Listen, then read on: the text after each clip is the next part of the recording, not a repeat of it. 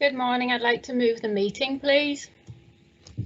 Thank you for that, Councillor Coult, and good morning everybody. My name is Councillor Jane Clark and I'll be chairing this morning's Central and East Planning Committee. We have several items on the agenda this morning. We also have several speakers and one of the officers will introduce these participants as we go through the meeting. Can I just remind everybody that this meeting is being broadcast live. If members can leave their screens on mute until they indicate that they'd like to speak. We will be moving through the agenda and I'll start with the first item on the agenda, which is apologies for absence. Just before we go into that though, I've been a bit remiss. I haven't introduced the members who will be assisting us this morning to hold this meeting. So if I can work through what would have been from my right hand side if we'd been on the podium. So can the officers introduce themselves in turn, please? Martin Tyndall, Committee Services Officer. Ian Croft, Committee Services Officer. Neil Carter, Solicitor to the Committee. Sarah Ogis, the Area Planning Team Leader. and the other members of the Planning Committee will introduce themselves as we come to the presentations as we move through the agenda. Thank you for that, everyone. Number 1 on the agenda, apologies for absence. Ian? We have apologies from Councillors Blaisdell, Cochrane, Corrigan, Gardner, Lang and Shuttleworth. Thank you. Do we have any substitute members for those apologies? Yes, we have Councillor Pounder as substitute member for Councillor Lang. Right, thank you, Ian. So now we move to item 3, which are the minutes of the meeting which was held on the 21st of July. It doesn't seem that long ago really, but here we are. Quite a lot in those minutes, and I would assume by now that members have had a chance to have a look through. Does anybody want to draw our attention to any amendments that need to be made in those minutes? Anybody who was actually present at that meeting, who was on the committee, I should add. So there's nobody indicating that there needs to be any amendments to those minutes. So can we have a mover, please, for the minutes? Happy to move the minutes, Chair. Happy to second, Chair. Oh, sorry, it's Councillor Davidson. I forgot to introduce myself. Councillor Davidson, happy to move the minutes, please, yes, Chair. I was going to let people know who you were there. You were being a bit shy, Mark. So thank you. Councillor John Robinson to second. And thank you for that, Councillor Robinson. So they're the minutes approved of our last meeting. So item 4, does anybody have any declarations of interest on the items that we have on the agenda this morning? Obviously, as we work through those, if something does occur to you, then there's always an opportunity to speak up. It's better always to speak up than to sit in doubt. So we haven't. Chair, matter of clarification. Item 5C, I'm not the Councillor Brown mentioned in the report in 5C. Thank you. Thank you, Councillor David Brown. We'll have that. People are now aware of that. Item 5 then. So we now are on to the nuts and bolts of the agenda. Now we had, as the agenda went out, we had an item 5A. That item is no longer for consideration this morning, so we'll just quite simply move on to item 5B. So item 5B, rear of 90 Ashbourne Drive in Coxo in Durham. This application is for the erection of a detached garage to the rear of 90 Ashbourne Drive. Our planning officer, Michelle Hurton, will be giving this presentation. Any questions will be directed to another planning officer, Alan Doby. We do have several speakers registered to speak on this application, but so we'll go over to Michelle now for the presentation, and then just before we go to members, I think there'll be a point of clarity from our solicitor, Neil Carter. So Michelle, could we have you run through the presentation now, please? Yes, thank you, Chair. I'm just going to open up the presentation, 2 seconds.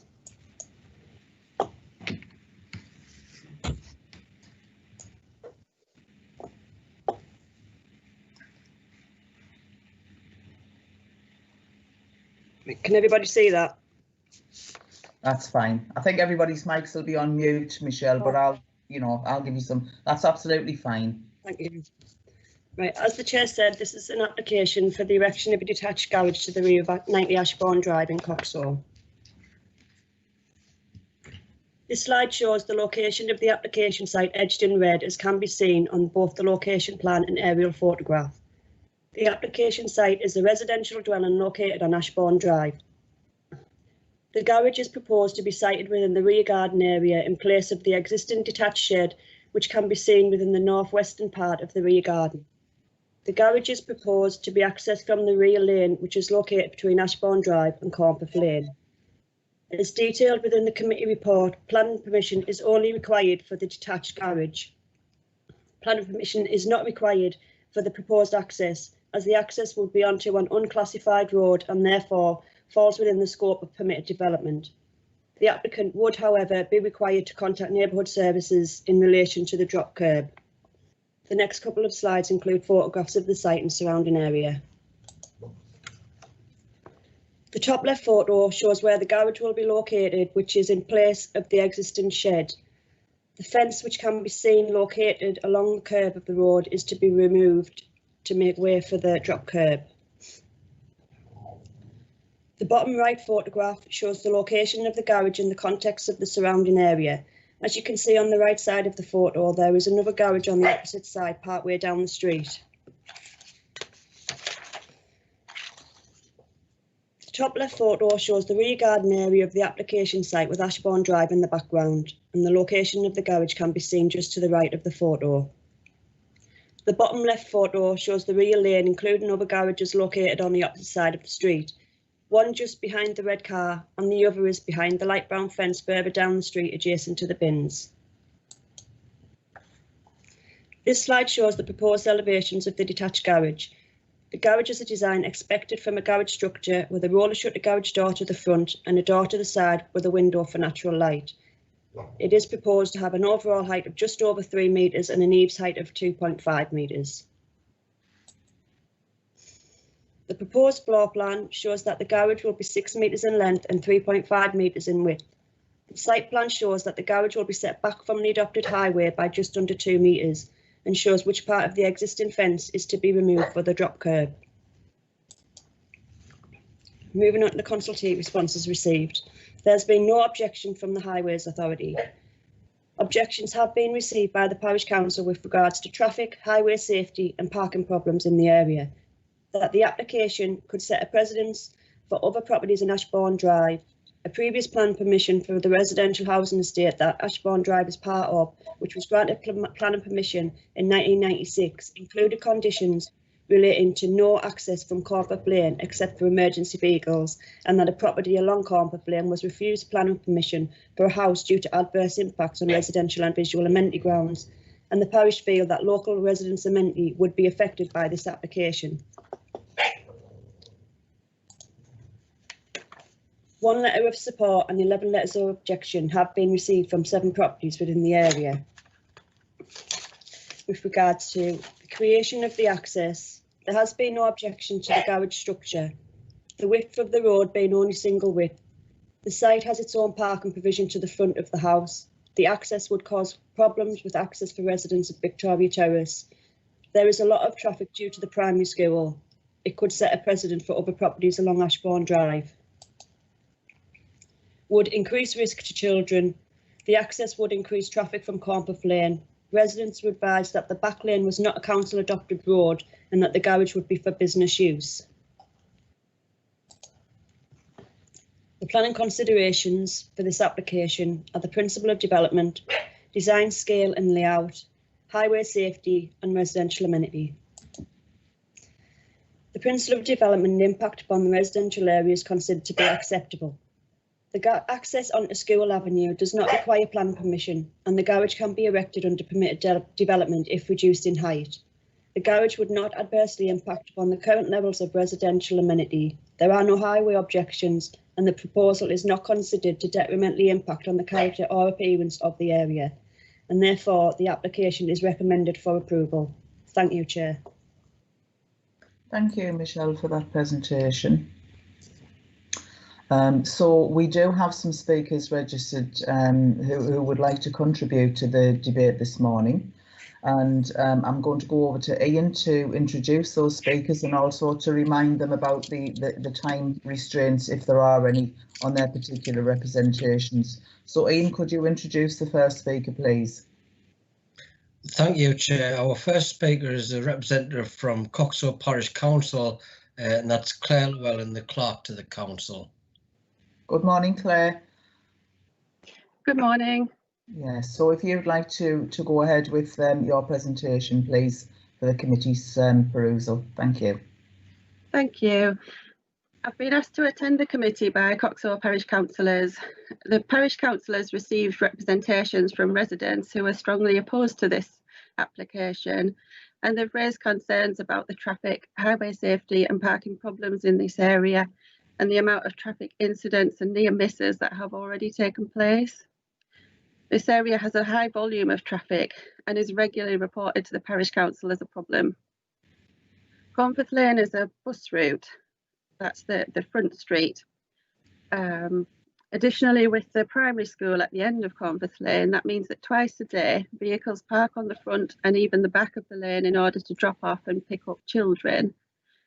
There's an access point at the end of Cornforth Lane onto the A177, which residents report is abused frequently. It's used by buses and by emergency vehicles, which obviously need the length of that lane to be passable. This all put together means that residents have difficulty safely parking and using their front street, and they now feel that the back lane is being made even more dangerous. Local residents use this back lane for parking and for children to exercise, and they feel there'll be increased risk of accidents and damage if more vehicles are legitimately allowed to use this space. Residents are worried that providing vehicle access to this development would mean that they can't park in the area available behind their homes, and that if they had to move the cars to the front street, that would further worsen the issues there.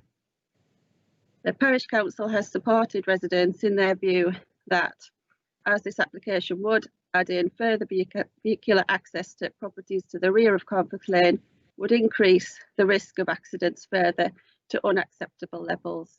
The parish council is aware that the planning permission approval from 1996 on the site of the former Lansdowne Comprehensive School has a condition which states that there'll be no means of vehicular access to the development hereby permitted from Cornforth Lane. Further conditions stated that there was to be no construction traffic access. The reasons given for these conditions were the interests of the amenity of the area and of highway safety, and those issues haven't gone away, and if anything, they've become worse.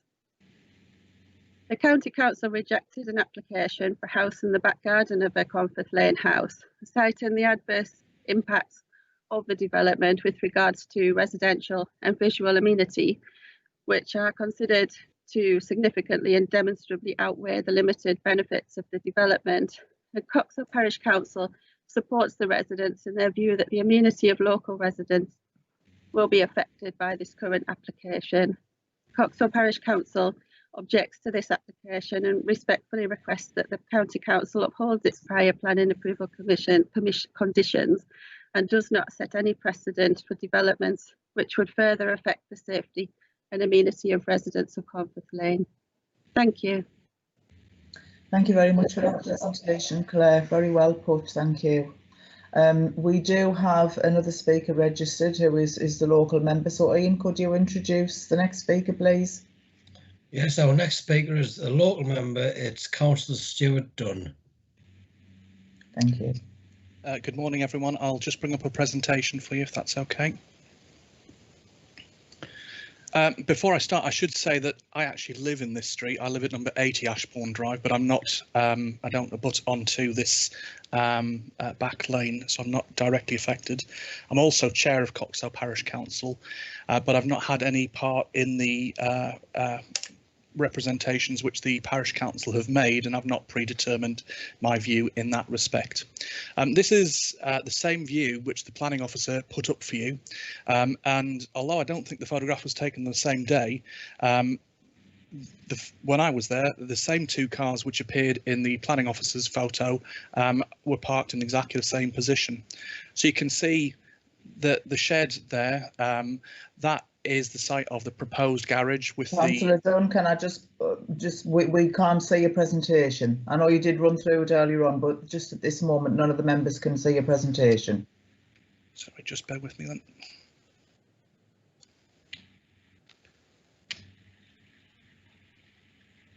And just while you're running through that, the 2 points that you raised just as you started speaking there about the fact you're chair of the parish council and that you live on that street, would you like those noted as declarations of interest but not prejudicial? Yes, please. Yeah, thank you. So, apologies. This is the presentation. This is the photograph which I was referring to, showing the existing shed which would be replaced by the garage, and the entrance which would come out onto Cornforth Lane, and the blue car parked in front of where the access would be, so that there would be access issues there. 90 Ashbourne Drive, on the left-hand side of this image, used to have a garage for its exclusive use. However, a previous owner converted the garage into a usable room. So on behalf of the residents of Cornforth Lane, I object to this application because of the adverse impacts it'll have upon them. An application for a garage entering onto a back street looks quite reasonable on the face of it, but there's a lot of history with this location and building on this estate going back to 1990. To obtain planning approval for this estate, the applicant, Hassel Homes, had to agree to give up land to residents on Cornforth Lane to provide off-street parking and a new back street for their use to remove residential traffic from Cornforth Lane due to it being congested for bus and school traffic. Looking back at the history of this estate, at a public meeting held on the 28th of November 1995 between the residents of Cornforth Lane and the then County Councillor Alan Thompson and the 3 city councillors for the area at the time, assurances were given to residents, many of whom still live there. Councillor Alan Thompson said that land boundaries around the whole of the site should be tidied up and vehicular access should not be allowed onto Cornforth Lane from the new development via the existing school.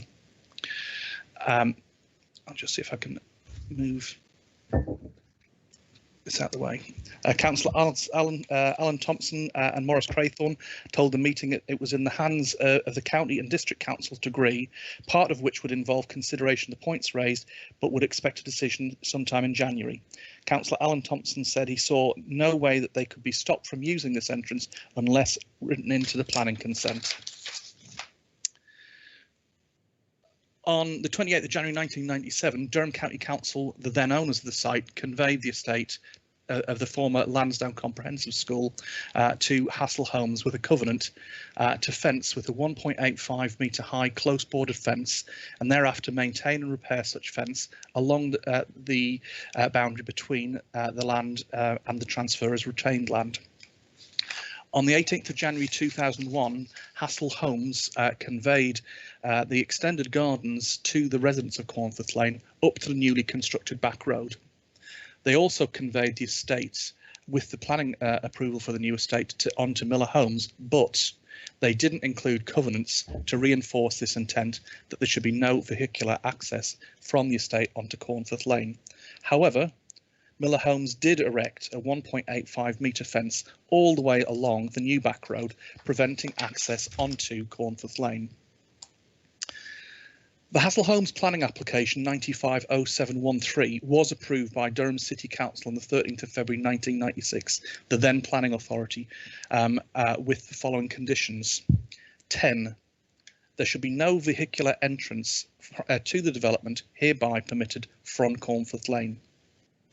14.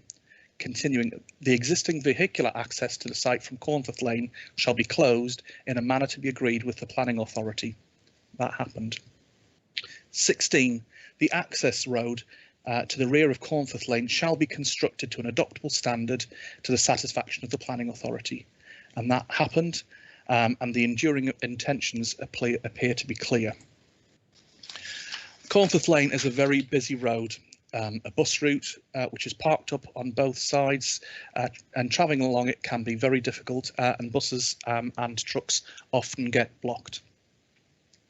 Coxo Primary School is at the end of this lane, about 100 metres away, and has been extended twice to increase the capacity as the village has grown, from 215 pupils in 1995 to 320 currently, with a further extension planned. Sadly, 43% of parents don't walk their children to school, despite considerable efforts by both the school and Durham County Council and the police. And this photograph shows them spilling into the back lane. That was taken yesterday. The back lane, which is shown in red at the top, and the property 90 Ashbourne Drive is just in from the right hand side of the red.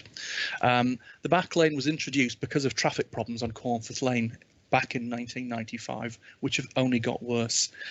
This application could set an unhelpful precedent for the other properties, which was never intended to allow vehicular access for the estate to use Cornforth Lane and the back lane instead.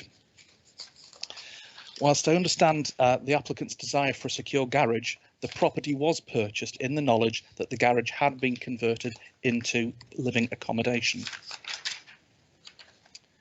Approving this application, in my view, will increase congestion and potentially encourage even more residents to break into the back street and use this for additional parking on the back street and access, which would be contrary to NPPF Part 9.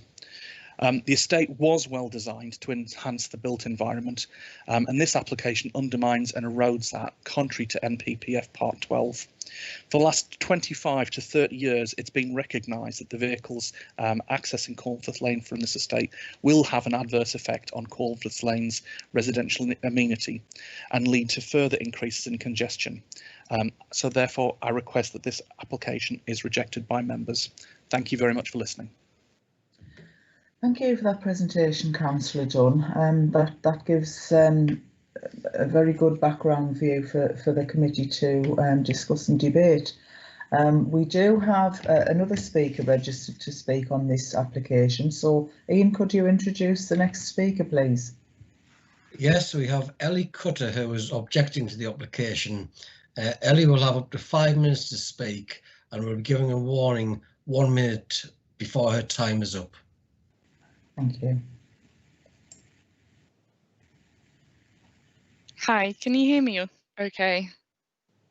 Yes, I can hear you, Ellie, and we can see you now, so thank you very much. If you'd like to start your representation, please.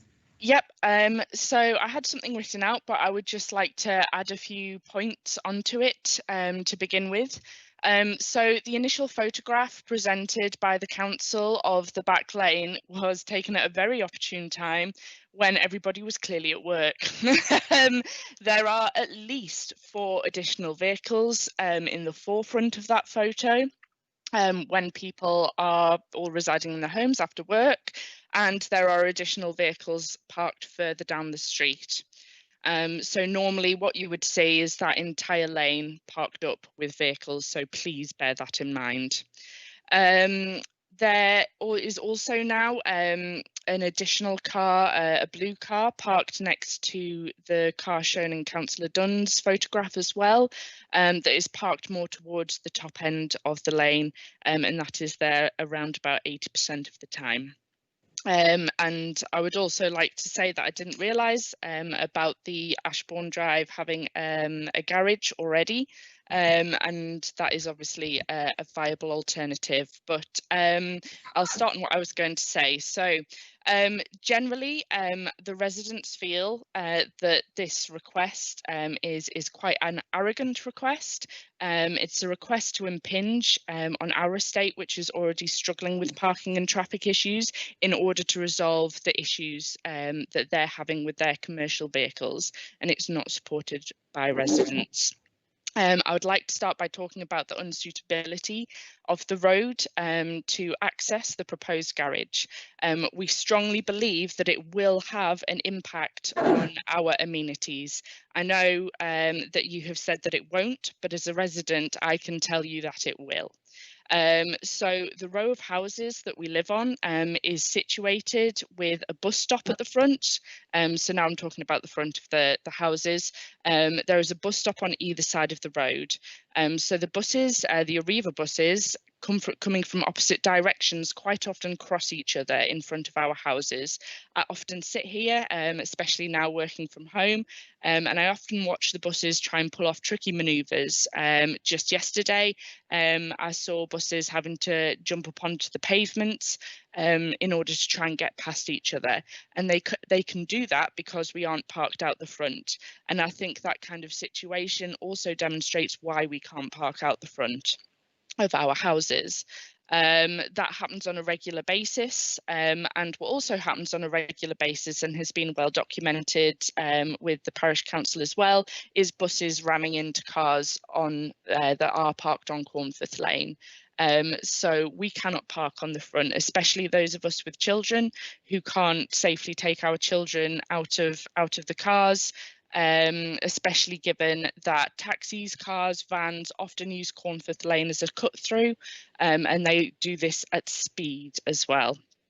So that is why the residents use the back lane, and why it is a crucial part of the amenities of our houses. So in turn, I'd also like to say that the road being proposed as an access for the garage will set a precedent. And if you can bear in mind what I said about the cars along the back lane, it often being a full back lane, if you're going to set a precedent of putting this garage up, and then more garages are requested, they physically couldn't turn in and out the drive when the residents are parked there. So please bear that in mind, what I said about all the cars being parked down there, like completely lining the road on a regular basis. In terms of the road's use at the moment, that area at the end where the garage is proposed is used as a turning area for residents and for people who are dropping off their children off at school, and also so the practicalities of using that area to be able to turn in and out of a garage, I don't think it's physically practical, and it's also not physically practical given the photo that Councillor Dunn presented. So I'm just trying to read through what I'd written. Again, I would like to also emphasise the additional risk to our children who use the back road on a daily basis during the summer to exercise and to play. And it is a squeeze on that road when all the cars are parked up and down there, and there would be children coming from between those parked cars, so they might not be very visible. So adding more traffic is not a good idea. And also adding to the traffic on Cornforth Lane, again well documented and presented by the parish council already, it's just not a feasible thing to add more traffic to our lanes. So I'll finish on that, but thank you very much to Claire and to Stuart for their presentations as well. It's appreciated. Yeah. Well, thank you very much, Ellie, for your presentation, which also adds information for the committee to debate. I will ask, we'll go back to Alan Doby. Alan, is there anything you'd like to add in response to any of those points that were raised? Yeah, thanks, Chair. I think just to cover one or two issues. With regard to the first presentation that we had from the parish council, I mean, clearly officers do acknowledge that there's a high volume of traffic at pick up and drop off points for the schools, but in our view, you know, there's a fair distance from this actual point itself around to the school, around about 340 odd metres. So we didn't really feel that the situation here is going to significantly change what actually happens actually directly around the school. As regards people legitimately using this road, it is an adopted highway, so really anybody has a right to use it. And the access, as we've pointed out in the report, doesn't actually require planning permission. And in effect, the garage only requires planning permission by virtue of its height being over the normal permitted development rights. So to a certain extent, the local planning authority's control is quite limited in respect to this particular development. What I will do is pass over to John McGargill, our highways officer, just to add a bit of comment on the road issues there, and also perhaps to Neil Carter from a legal point of view. As regards the mention of the 1996 planning approval, there was one condition that related to construction vehicles not accessing the site from Cornforth Lane during the construction phase. Clearly that's over and done with now. The other condition related to creation of an emergency access, which is located further down the street, around 140 metres away from the site, adjacent to the access from Cornforth Lane. Neither of these were really intended to restrict other future vehicle movements to or around the estate. There was some mention of a refusal for a detached house, but clearly that's a different type of development, and that would have had different planning considerations taken into account at the time. We weren't given direct details of which development that related to, so I haven't really done any further research on that. But as I say, in many respects, it's not directly relevant to the case we have before us today. As regards the councillor's comments, again, that was kind of reiterating some of the issues that the residents had raised. I'll defer to highways and legal on those issues. As regards the last speaker that we had there, I mean, as I say, clearly we do understand as a planning authority that there are concerns and issues around parking in not just this street but right across the county. But in this particular situation, as we've tried to explain in the report, the controls that we have in this situation are quite limited. I would acknowledge that we'd have taken a photograph during a working day when there wouldn't be many cars in the street, but that really doesn't get away from the issues that are really at the heart of this particular issue. So hopefully that covers some of those concerns. Thank you. Thank you, Alan. So you mentioned there that you would like some comments from John McGarrigle, our highways officer. So John, can we bring you in now, please? And if you could introduce yourself. Thank you, Chair. I'm John McGargill. I'm the Highways Development Manager for the County Council. First of all, I'd like to sort of just clarify that this lane to the back of Cornforth Lane is actually a publicly adopted highway and maintainable at the public expense. It became a publicly adopted highway when the adjacent development was constructed. There are no restrictions on access of this road. What it actually means, a publicly adopted highway, is that the public have access, the public at large have access to use this road, to pass and repass over the road unencumbered. So anyone can drive up and down this road. It doesn't carry any private road status for the residents of Cornforth Lane. Councillor Dunn referred to condition 10 of the application for the development, and condition 10 actually reads, there shall be no means of vehicular access to the development hereby permitted from Cornforth Lane. It's talking about access to the development, not access to individual properties off the lane. What's actually referring to here, in my interpretation of this, is that the development highway should not connect with Cornforth Lane, and therefore allowing the full development to discharge traffic onto Cornforth Lane. In the committee report, it's called the former school access will be amended to allow local residents vehicular access to the rear of the properties. It doesn't say residents of Cornforth Lane, it says local residents. So by implication, that could mean the residents who back onto this lane from the new development. The issue of precedence being sort of questioned, and I can understand residents having concerns if every property was to build a garage, and every property indeed was to start using the rear lane for access. But they can do that at the moment anyway. They can use the rear lane for access at the moment. There's nothing that would prevent them from doing that. So from a highways perspective, it's about interpretation. What was actually meant by condition 10, and and the committee report that was originally presented. And my view is that the garage and access would be permissible to a public highway, and this wouldn't currently be in condition 10. Thank you, Chair. Before I go over to Neil Carter, we do have Councillor Dunn who wants to come in quickly for a point of order, so I'm going to allow that, Stuart, if he can be brief, and then we'll go over to Neil Carter. Thank you, Chair. I will be brief, and it's just to contradict what the Highways officer has just said about condition 10. I'm reading from the letter granting the planning approval, which states condition 10 reads exactly as I put in the slide, that there shall be no means of vehicular access to the development hereby permitted from Cornforth Lane. There are retrospective interpretations of what this condition actually said. That is what the approval letter said to the applicant. That is how it is set out. There's no mention of construction traffic in that condition 10.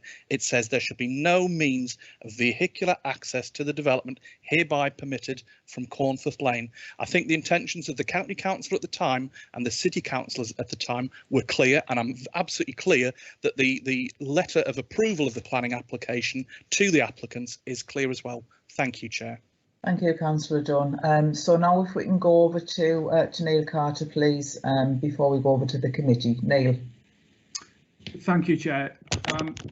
I think it's important just to sort of come back to what is the scope of the application that's under consideration here, because what members are being asked to consider is an application for the construction of a garage, the actual creation of the means of access from the highway to that garage is not part of this application.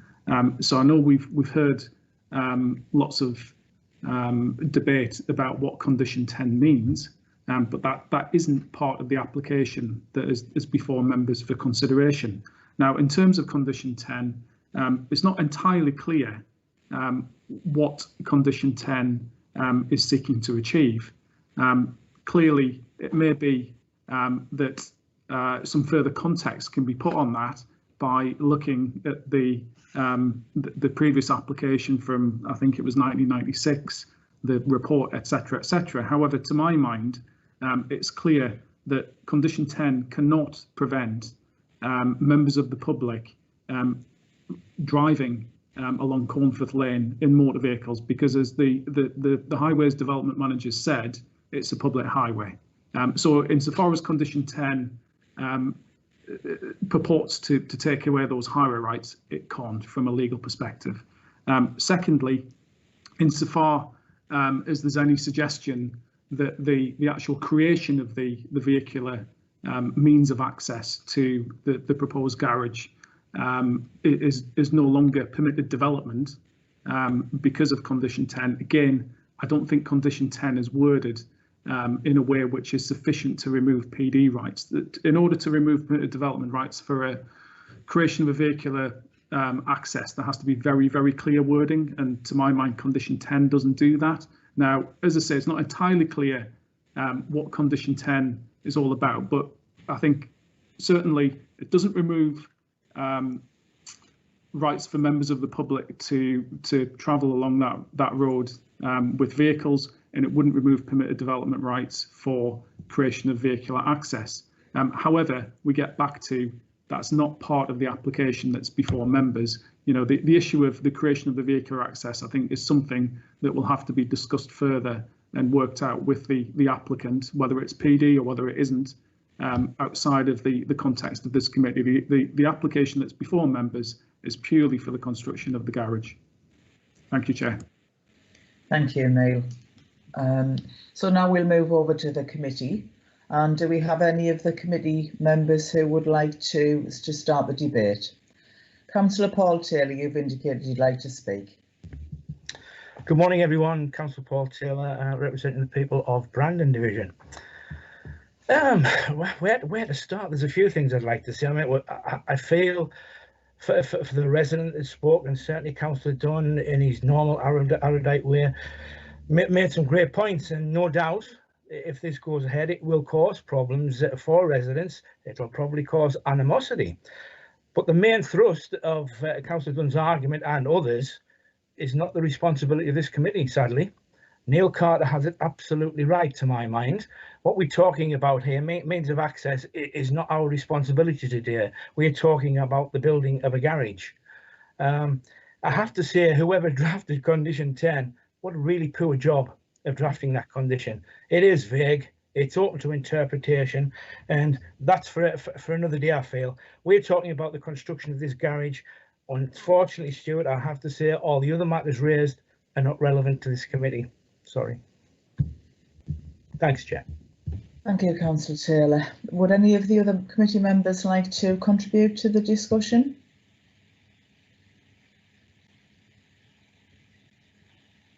Please remember that you only need to type RTS into the chat function and that'll appear and I'll know that you want to speak. Councillor Mark Davidson, you've indicated you'd like to speak. Thanks, Chair. We've been on this one for a while now. Can I just get a re-clarification of something that was said quite a while ago that I'm flicking through this report and I know it's somewhere, but I can't quite find it. One of the first things that was said, I'm sure, was that if they reduced the size of the actual garage, then it wouldn't need planning permission. So can somebody explain why they need such a big garage if they would have a smaller one with without planning permission? That's the first thing. And the second thing is, obviously, I'm going to say in all our colliery villages, hopefully Stuart will agree that it's a colliery village. I don't think it's a town yet, but in all our colliery villages, we've got these parking problems where our houses, I'm sitting in a colliery terrace at the minute, our houses just weren't designed for this type of, well, people would have had a horse and cart, but they would have had it at the allotment or, I don't know, somewhere or other, maybe in the old days when Paul was alive. Paul's shaking his head. So I think that we've all got these problems, and putting this garage here is going to be an absolute nightmare for these people. But then again, when you look at what Neil's saying, Neil's gone back a bit further. He looks as if he's in dinosaur times or something with his background. When you see what Neil's saying, we're only looking at the garage, and the problem for me is that if permitted development would say you can have a garage up to 2.5 meters or whatever it is, then if we're refusing this, the person could still go and build a garage for 2.5 meters, which is not going to solve any of the problems that we're talking about, if you know what I mean. So can we just get a bit of clarification on what the permitted development rules are, why they need a larger one, and just see so I can get a bit more background, please, Chair. Thank you. Yes, I think with that we'll go back to Alan, please. Alan, if you feel that you're able to answer that question. But we do have in the chat function, Ellie, you've asked if you're allowed to speak. Unfortunately, you're not allowed to speak at this point in the debate. It is purely for the councillors to backwards and forwards to the officers. So Alan, could you take that query, please, if you feel you can answer it? Yeah, certainly, Chair, thanks. Yeah, just to clarify, the permitted development rights that relate to external buildings like garages or sheds are specific to where the building's located, the heights and how much land is covered by this. The only part where this actually falls foul of those requirements is in the height, and it's because the building is within 2 meters of the boundaries of the property, and it actually exceeds 2.5 meters in height. That's the only reason that actually brings it within planning control. You probably don't recall, but from the maps that we showed earlier, the height to the eaves, I think, is currently 2.5 meters, but they've got a sloping roof on it, which takes it up to just over 3 meters. So in effect, if they actually chopped the sloping roof off and created a flat roof garage instead, that would then become permitted development and would take it out of our control. So it's really nothing to do with the actual floor space being created or the length or the width. It is purely about the height in this case. And so in effect, we wouldn't really have very much a different building if they decide to stick with permitted development rights. Thanks, Chair. Thank you for that, Alan. Councillor Davidson, does that answer your query? It's simply been the applicants wish to have a sloped roof rather than a flat roof. Yeah, that's great. Thanks, Chair. Okay. Do we have any other councillors who wish to contribute to the debate? No. So at this point then, do we have anybody who would like to propose acceptance of the officer's recommendation or otherwise?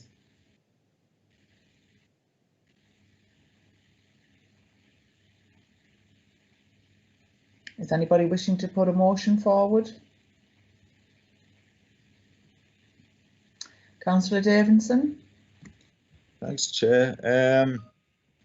Well, I don't really want to put a motion forward because I think that this is going to be an adverse impact on the residents. But I think unfortunately the things that we need to look at, there's not really much we can do about it. We're not able to explore the vehicle onto the highway part because that's not part of this. All we're looking at is a garage that's slightly larger than the one that would need permitted development by, I don't know if I do that, by that much or whatever, isn't it? Do you know what I mean? Yeah. So I think that that we would have a hard job of going to repeal and saying that because the person's garage is, I'm not sure how big Alan said, and it was now another half a metre or a metre or whatever higher, that that we would be able to substantiate that on appeal, because it's like nothing, if you know what I mean.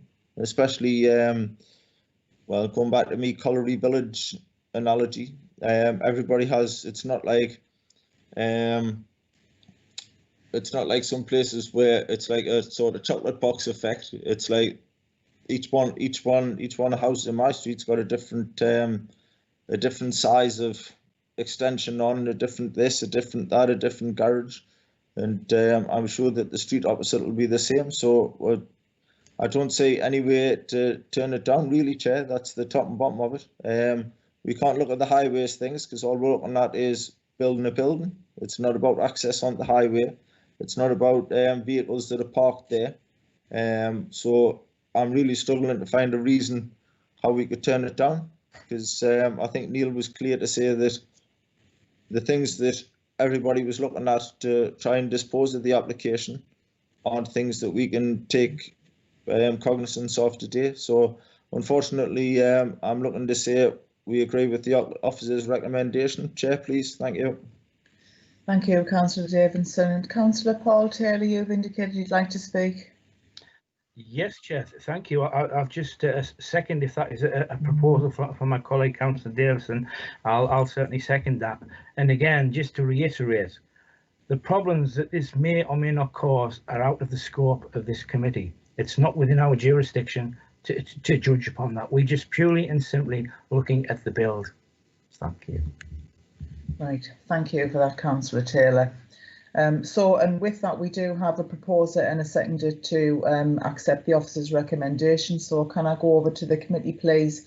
And what will happen here is that our solicitor, Neil Carter, will individually ask the councillors for their vote, and then we will ratify that at the end with what the conclusion is. So Neil, can I go over to you now? Chair, can I just add something before we hand over to Neil, if that's all right? If you'd like to be quick, yes. Yeah. I just want to. It was just what Neil mentioned before about it could possibly be this and it could possibly be that regarding the actual was this number 10 in the you know yes, what I mean? Yes. So yes. Can we?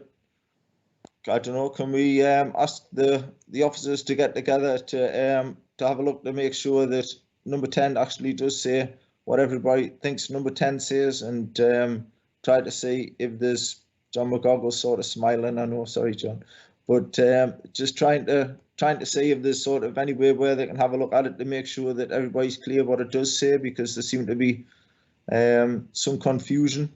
If that's possible, please, Chair. I do get the spirit of what you're getting at there, Mark, but really that isn't anything to do with, as we say, the vote that we're taking this morning. That's nothing to do with the vote. The background, wanting that to be tidied up, and I guess really that would be done prior to any similar applications being brought to the committee. Everybody would be absolutely solid on what they know, but I do appreciate you trying to tidy that point up. So if we can now go over to Neil for the vote for the committee, please. John's waiting to come in. John, if you want to come back in quickly before we go at the vote.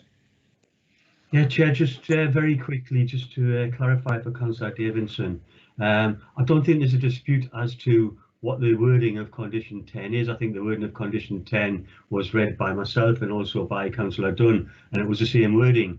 It's the interpretation of that wording which is sort of wasn't quite clear between us or agreed between us. Thank you, Chair. Okay, thank you, John. Yeah. Neil? Thank you, Chair. So as previously, I'll come to each member alphabetically and ask, are you voting for or against the motion that's been put forward, or whether you're abstaining. So this is a motion for approval in accordance with the officer recommendation. So I'll start with Councillor David Brown. Support the officers, so I'm for the motion. Okay, thank you, Councillor Brown. Presentation, did it? Next, I'll ask Councillor Bev Colt. I'm for the approval. Thank you. Next, Councillor Mark Davidson. For. Thank you, Councillor Davidson. Next, Councillor David Freeman.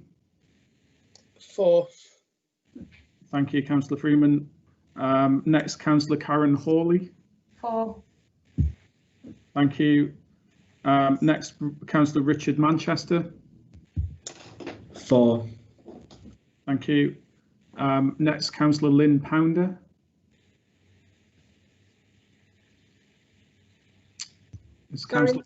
For approval. Okay, thank you, Councillor Pounder. Councillor John Robinson. For. Thank you, Councillor Robinson. Councillor Paul Taylor. For, Chair. Thank you. I think that's all the members, Chair. I apologise if I've missed anyone. Is there anybody else I haven't come to?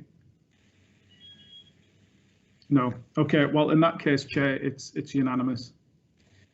Thank you for that, Neil. So as you've confirmed, that application has been approved. Thank you, members, for a very interesting discussion.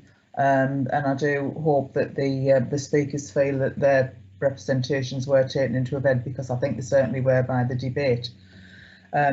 You're very welcome to stay with the rest of the committee, those speakers who spoke on those items. However, if you would like to leave, we will be moving over onto the next item on the agenda now. So if you would like to leave, well, thank you for your participation and goodbye. So for the rest of the committee, we will now move over to item 5C. This application is land to the west of the White House, Newcastle Road in Crossgate Moor. This is the resubmission for the erection of a single house in multiple occupation. And this presentation is going to be given by our planning officer, George Spurgeon. And we do have several speakers registered to contribute to the debate before it goes over to committee. And again, I will ask Ian to introduce those and the time limits. So, George, if you're ready to give your presentation. Thank you, Chair. Good morning to everyone. My name is George Spurgeon. I'm the planning officer for this application. I'll just open the PowerPoint if you bear with me.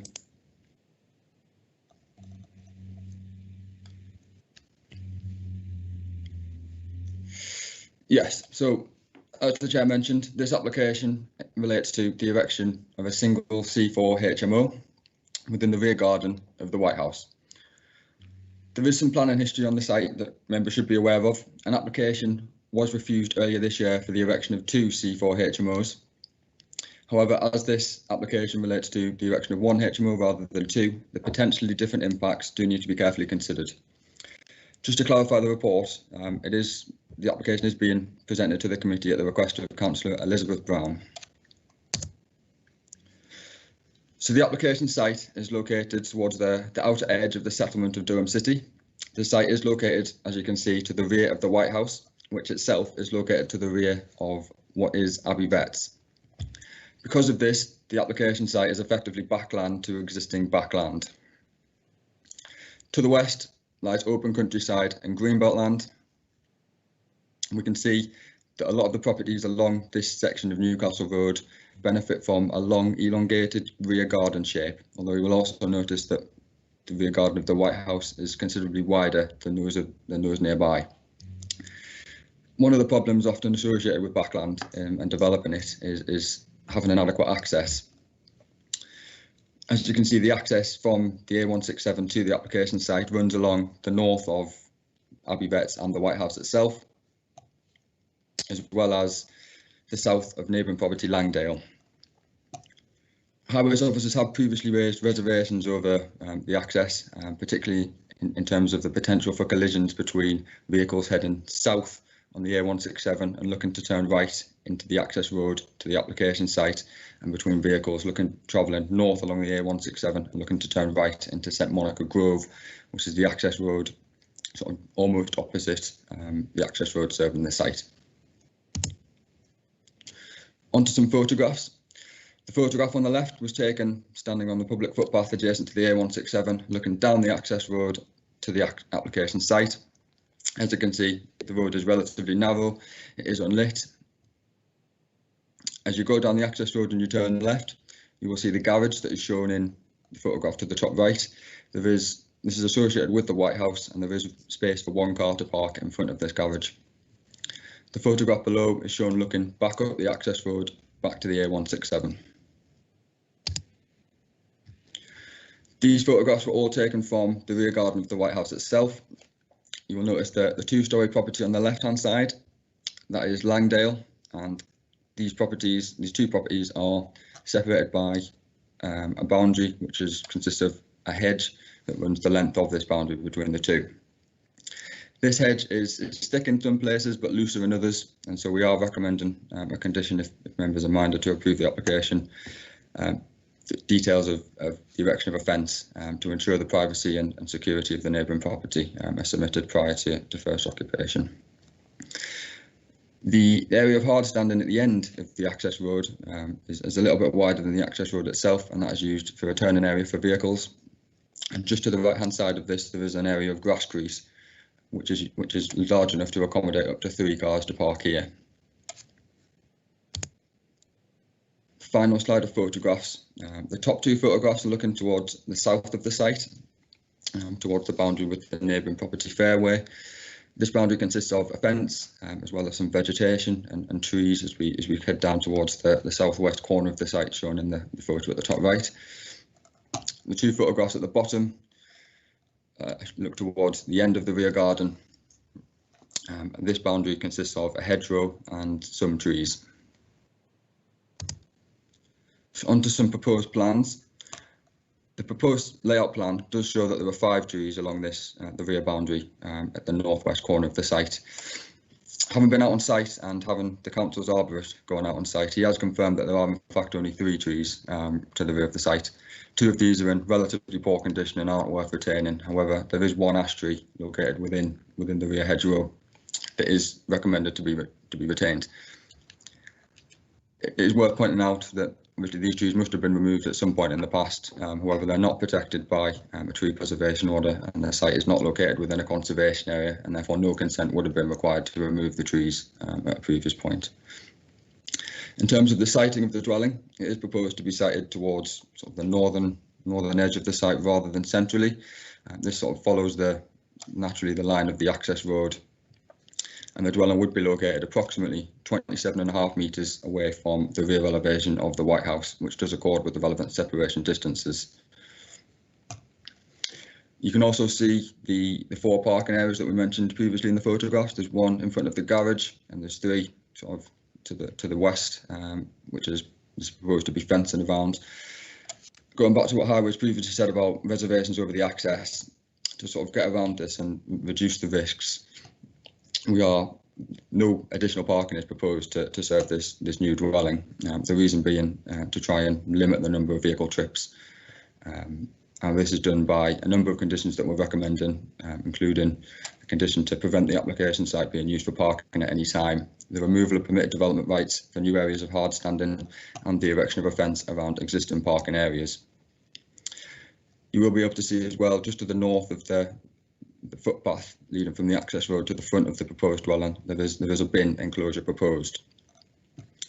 The bottom of the slide is a proposed section plan, which quite handily shows the difference in land levels. The land does slope down from the east down towards the west. The dwelling, as you can see, is proposed to be built into the landscape so that it actually appears as a single-storey bungalow from the east, but a two-storey dwelling from the west. Again, this is reflected in the elevations. You can see it with the front elevation and the rear elevation. And this does help to limit the visual impact of the dwelling when viewed from the east. In terms of the floor plans, you can see that 5 bedrooms are proposed. These bedrooms are all proposed to be located towards the rear of the dwelling, so the windows would be facing to the west rather than to the east. Indeed, the only habitable room that faces to the rear elevation of the White House would be the kitchen. You will also be able to see that to the front of the dwelling there is proposed to be a built-in cycle storage area. So on to some consultee responses. It has been confirmed that the proportion of student properties within 100 metres of the application site is 5.9%. Environmental Health have been consulted. They haven't raised any objection as the proposal is not considered to cause a statutory nuisance. Landscaping officers have requested that to mitigate for any tree removals, a landscaping scheme should be submitted. As mentioned, the council's arborist has requested that the ash tree and the hedge along the rear boundary should be retained and protected during works. Highways officers, although raising some reservations over the quality of the access, have come to the view that on the basis that no additional parking is to be provided, as this will limit the number of vehicular movements associated with the new dwelling, they don't raise any objections to this application. In terms of archaeology, officers have recommended 2 conditions to be attached to the application if minded to be approved. Contaminated land, no further information is thought to be required, and Northumbrian Water also raised no objections. The application has proved to be quite contentious. We have received a total of 47 different objections. The way raise a wide range of issues really. These have been detailed in the report, so the full list reference should be made to the report, but I have just included a few of some of the issues that were repeated and some of the key issues. So these include concerns over the Durham City being unbalanced by a high proportion of students already, concerns over sort of future demand for HMOs, particularly given the pandemic. Students having an increase in noise and disturbance due to comings and goings and living in separate households rather than one single one. Highways issues were raised despite limitations on new parking to be created. People have commented that this wouldn't necessarily prevent any new vehicular movements, as delivery vans and taxis would still be able to use the access road but not actually park at the site. And also the concerns that we couldn't necessarily prevent or guarantee that future occupants wouldn't bring a car with them and park it elsewhere on street. Concerns were raised over bins not being returned promptly and overflowing, and concerns over the nature of the site being backland and developing it with the erection of a new dwelling being out of character, as well as a range of residential amenity issues including security, light pollution, overshadowing, loss of outlook and a loss of privacy.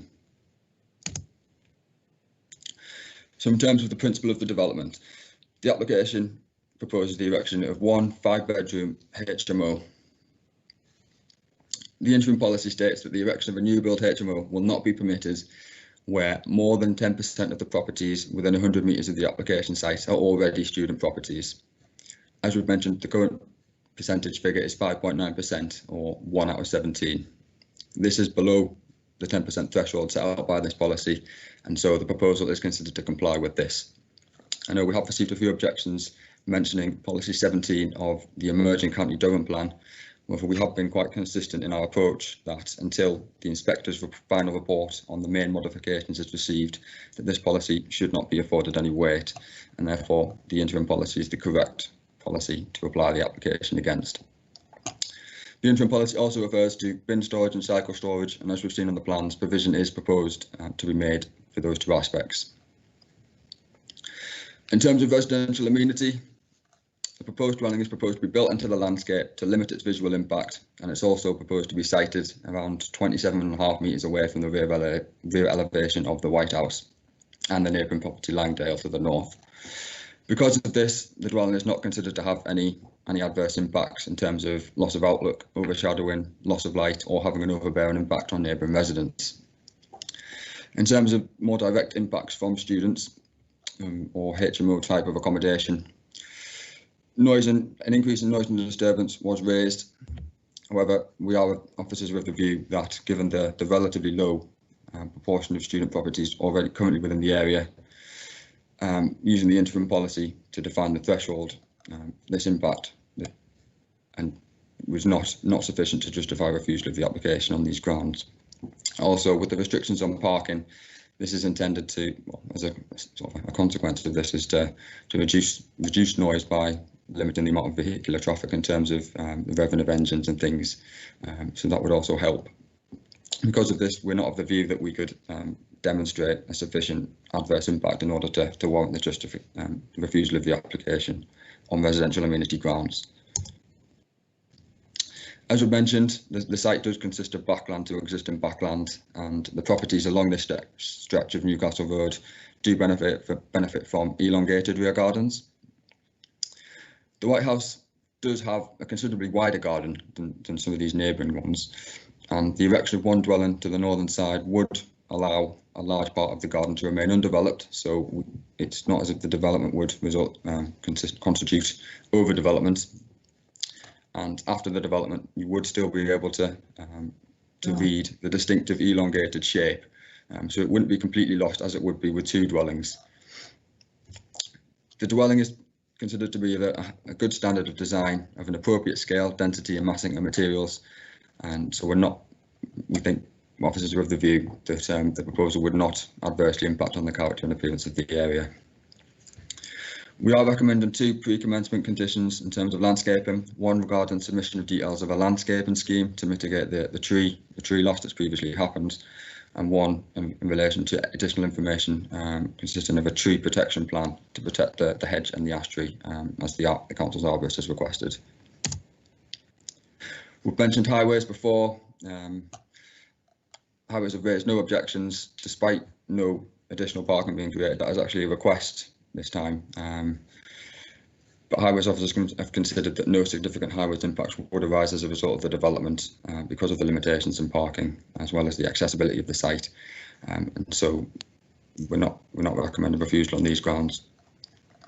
Archaeology have requested two conditions, one relating to a scheme setting out a programme of archaeological works and the other a post-investigation assessment, and we're also recommending that these be attached. In conclusion, we do appreciate that this application has been particularly contentious. We have received a number of objections. We have tried to take these into account and address these within the report. However, on balance, we do feel that the proposals do accord with the relevant local plan and neighbourhood plan policies. And so we are recommending the application for approval, subject to a range of conditions that we've set out in the report. Thank you, Chair. Okay, thank you very much for that presentation, George. And I now know the definition of a backland that joins onto a backland. So that's something new that we've all learnt this morning. Thank you very much. We will now move over to the registered speakers. And Ian, if I can ask you to introduce the first of the registered speakers, please. Yes, Chair. Our first speaker is Councillor Grenville Holland, representing the City of Durham Parish Council. Thank you. Can I be heard, Chair? Yes, Councillor Holland, we can hear you, we can see you now, so you're very welcome this morning. Well, this application raises further concerns about the use of a backland site in Neville's Cross in order to add yet another HMO to the many HMOs that already abound in Durham City.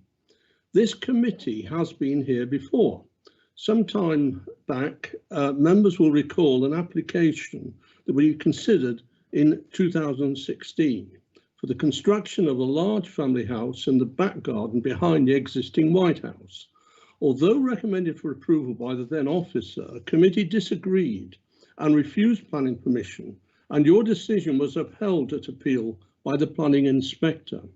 He concluded that the proposed development would have a significant and detrimental impact on the living conditions of neighbouring residents, with particular reference to outlook. The proposal, he added, was also contrary to several local plan policies and aspects of the MPPF. In 2019, the applicant converted the White House into an HMO, a decision which, like today, was difficult to resist.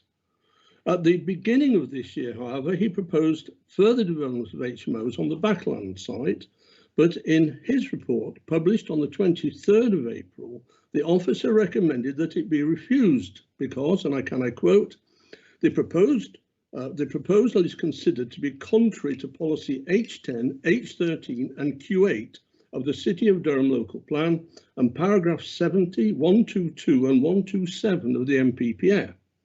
In further justification, the officer added that this proposed development would significantly alter the character of the area to its detriment through the loss of the elongated rear garden area that is typical of the area and represent an overdevelopment of the site. He further added that these two dwellings would be occupied by students who are likely to act as separate households and who are associated comings and goings at antisocial hours, which is considered to worsen the impact and would intensify the residential use of the site to a level that would likely cause adverse harm to the amenity of surrounding residents. Now, that is a pretty damning conclusion to justify his decision to refuse planning permission on this backland site. Yet only days later, and clearly confident of success, the applicant submitted yet another proposal for a backland HMO behind the White House, which of course is already an HMO. So what has changed?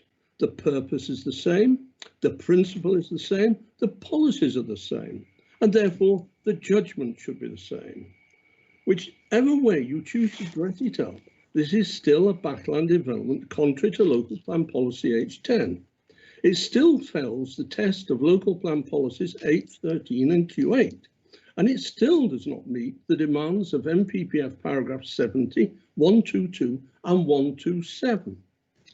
Furthermore, and no doubt there'll be more debate about this as this discussion goes on, it now fails the constraints of the Durham County Plan, with the examination in public having ended and the plan about to be published. It must be taken into account. The relevant section of the plan, CDP 16.3, states that new build HMOs will not be permitted if, including the proposed development, more than 10% of the total number of residential units within 100 metres of the application site are exempt from council tax charges. That is Class N student exemption. Using the County Council's own figures, one additional HMO on this site will tip the balance to over 10%. And following the guidance MPPF paragraph 48, this county plan policy must now be given weight. And it is the members of this committee who are the decision makers who determine this weight. With this present application, there will be 2 HMOs out of 17 residential properties in the 100-metre ring at this locality, bringing the percentage to 11.8%. Consequently, this application should be refused on these grounds alone. However, this application also fails the test of saved local plan policies H10, H13, E14 and Q8, MPPF paragraph 70, 122 and 127, and the new and relevant neighbourhood plan policy H2, section CF and L.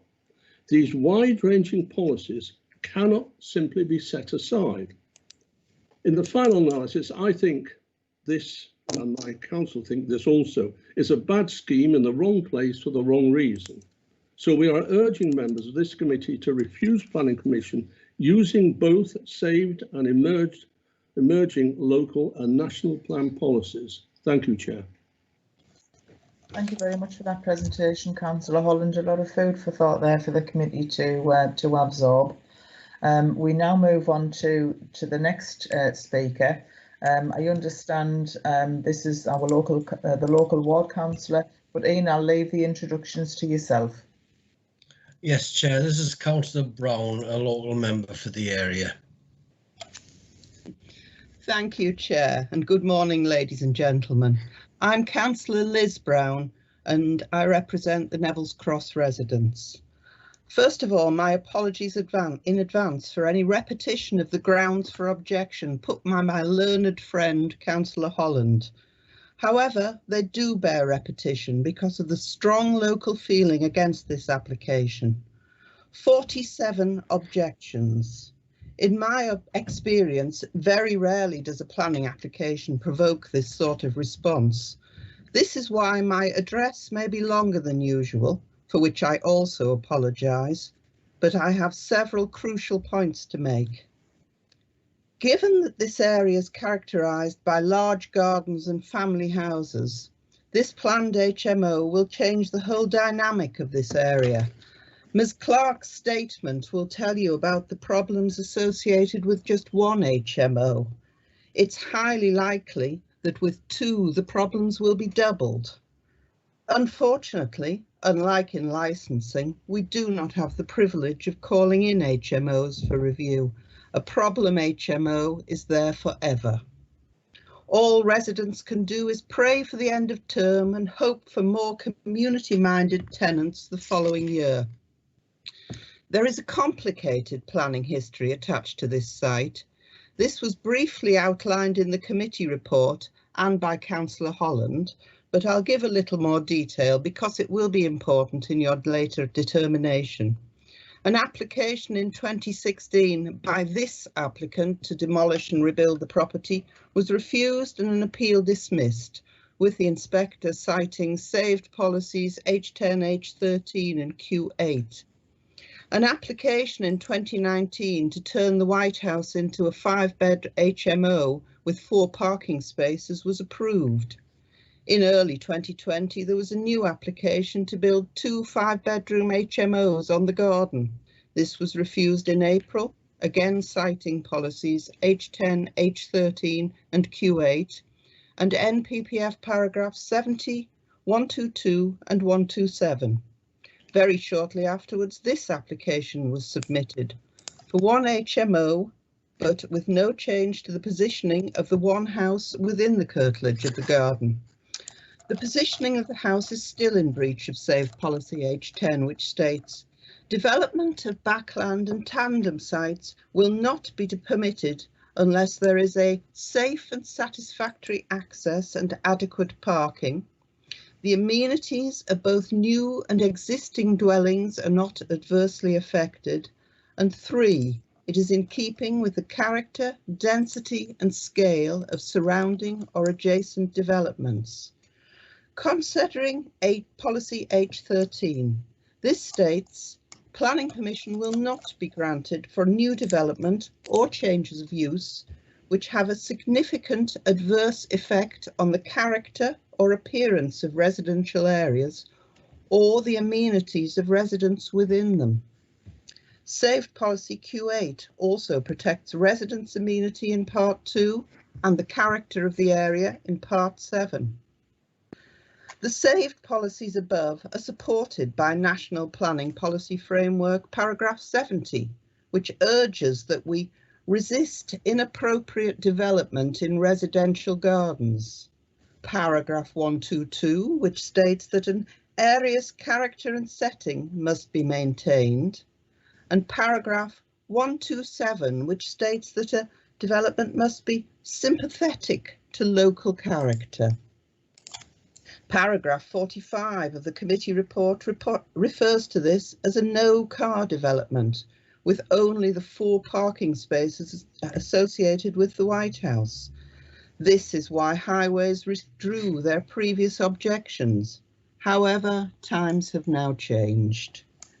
COVID has meant people are unhappy with using public transport, and there are steep hills between this site and the university, 1.5 miles away. Residents are very worried that 10 occupants may well bring with them 10 cars, leading to overspill parking within nearby streets, which already have parking problems. Add to this visitors' cars and delivery vehicles turning to and from the busy A167, and we do have a safety issue. Saved policy T1 states that permission will not be granted for development which will have a significant effect on the owners of nearby properties and a detrimental effect on highway safety. Now, as many of you may know, I found it very, very difficult to disagree with planning officers, but I think that paragraphs 24, 25 and 112 of the committee report are based on an erroneous premise. Paragraph 48 of the NPPF states that the degree of weight that can be given to emerging plans depends on the extent to which they meet 3 criteria. Firstly, the plan must be in advanced state of preparation. Secondly, there must be few, insignificant or no objections. And thirdly, the policies must be consistent with the framework. The neighbourhood plan 100% meets all 3 criteria. And the decision statement has been issued and the plan is going to referendum. The county plan already meets criteria 1 and 3. And when the inspector agrees the main modifications, which will happen before the end of the year, it too will carry considerable weight. It does now carry some weight where there are no unresolved objections to the policies, and therefore Councillor Holland's citing of policy 16.3 regarding student percentages, which has no outstanding objections against it, is a valid point. The neighbourhood plan policies which are relevant to this application have already been cited in the report. Of most importance is policy H3, which states that development must enhance the character and distinctiveness of the area and must be appropriate in scale, density, massing and layout appropriate to the area. Again, this policy is supported by the appropriate paragraphs of the NPPF. A building on this site would breach the terms of this policy. Finally, I should like to say that it is possible for officers to make mistakes. The withdrawal of the first item on today's agenda is proof of that. Given the depth of opposition against it and the policies it breaches, this application comprehensively fails the balance test of NPPF paragraph 11. I find it difficult to see how officers could recommend this application for approval, and I urge the committee to refuse it. The grounds for refusal are a breach of City of Durham saved policies H10, H13, T1 and Q8, NPPF paragraphs 70, 122 and 127, Neighbourhood Plan Policy H3 and County Durham Plan Policy 16.3. Thank you very much, and I'm sorry about the length of that. That's quite all right, Councillor Brown. It's very good that people do give us comprehensive information to to consider when we're making these very important decisions. So thank you for that. We do have another speaker, and the statement is going to be read out by Councillor Scott. So Ian, can I ask you to explain the circumstances of this next representation? Yes, so we have an objection, Chair, from a local resident, Helen Clark. The objection is going to be presented to the committee by Councillor Scott, and as such, Councillor Scott will have up to 5 minutes to make her presentation. So, Councillor Scott, can you start to read out the information from Helen Clark, please? Yes, thank you, Chair. I'm Councillor Elizabeth Scott. And the statement is as such. Our family home Langdale is next door to the White House and we will be badly affected if the proposed HMO is allowed. I'm also speaking for all our neighbours. There have been 47 objections and no support whatsoever for this application. Last year, the developer converted the White House from a family home with good neighbours into a 5-student HMO. The students have lacked consideration. Bins have been left out for days to the frontage to the main A167, and although fully aware, the applicant has done nothing to control this. During lockdown, the students hosted a garden party for others across Durham, with complete disregard for the elderly and vulnerable who were shielding around them and key workers either side. This thoughtless behaviour continued even after the University Vice-Chancellor became involved and warnings were given, but they just turned up with suitcases during the travel ban and persistently entertained non-household members. From the outset, there has been no effective management plan at all. The burden for this has fallen to the community. The developer cleared the garden of beautiful mature trees and this year applied for 2 further HMOs. This was rightly refused for, among other things, being backland development. This committee and the inspectorate also refused a previous application for the same reason. This essentially identical application is for the same backland and carries with it all the same problems.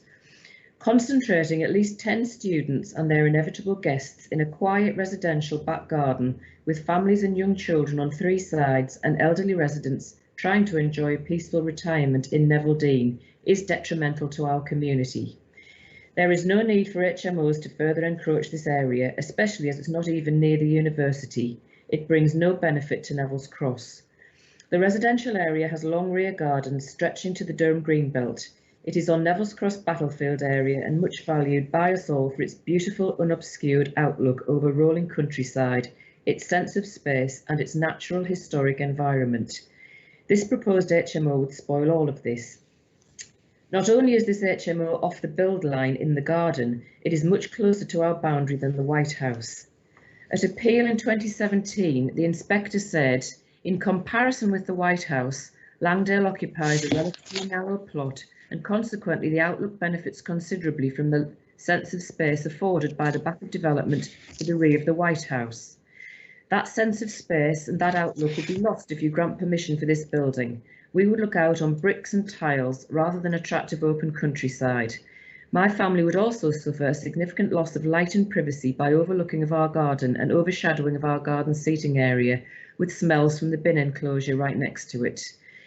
Add to this the noise from increased comings and goings with so many households, all forced to pass the pinch point between our house and the White House. Late night taxis, takeaway deliveries, disturbances outside our bedroom windows which disrupt children's sleep, and the increase in antisocial behaviour. The applicant is aware of all these problems but has ignored them. Indeed, the applicant breached planning conditions last year which had to be enforced. Furthermore, the plans are wrong. No part of the 300-year-old hedge has yet been replaced by a fence.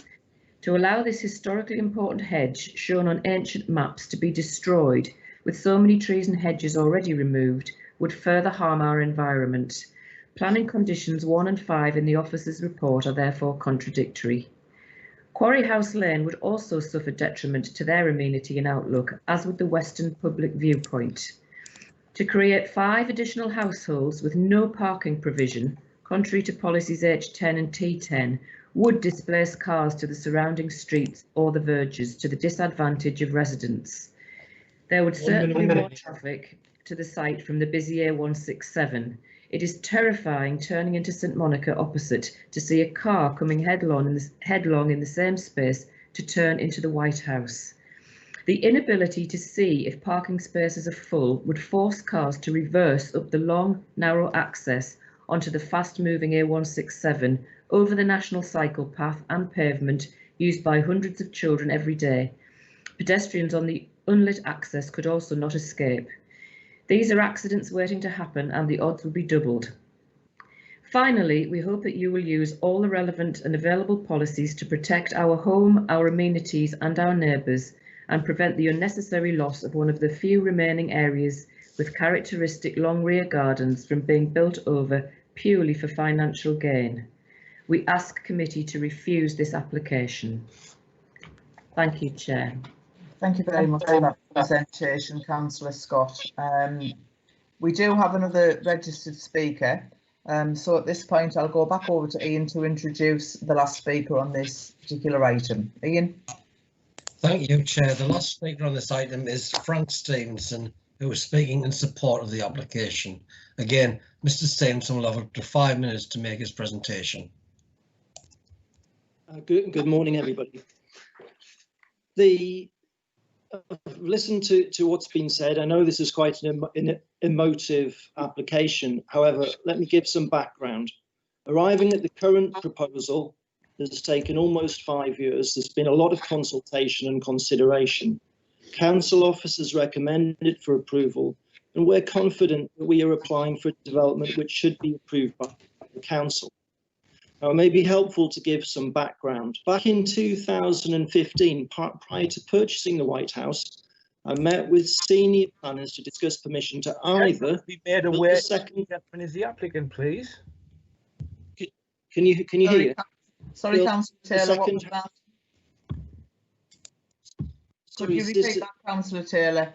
Could we please be made aware if this gentleman is the applicant or what vested interest he has in this, please? I'm the applicant and owner. Yes. I think that's hopefully not going to impinge upon my time limit. So I met with senior planners to recap, to discuss permission to either build a second house of similar proportions to the White House, to the west of the White House, in line with nearby Neville Dean. This is back in 2015, or demolish the existing house and build a large family home. Both options were considered feasible. Upon purchase, I opted to build a family home on this large, it's almost half-acre site, and this was designed to accommodate my family of 5, as well as my wife's mother and disabled father, who sought to relocate due to ill health. Now, as the councillors have said, in 2016, neighbours vehemently objected to the proposal, and a plan was subsequently rejected. In 2017-18, we sought tenants for the house. I had various meetings with a lot of different families and other things, some of them as large as 7 and 11 DSS people, and some other options as well.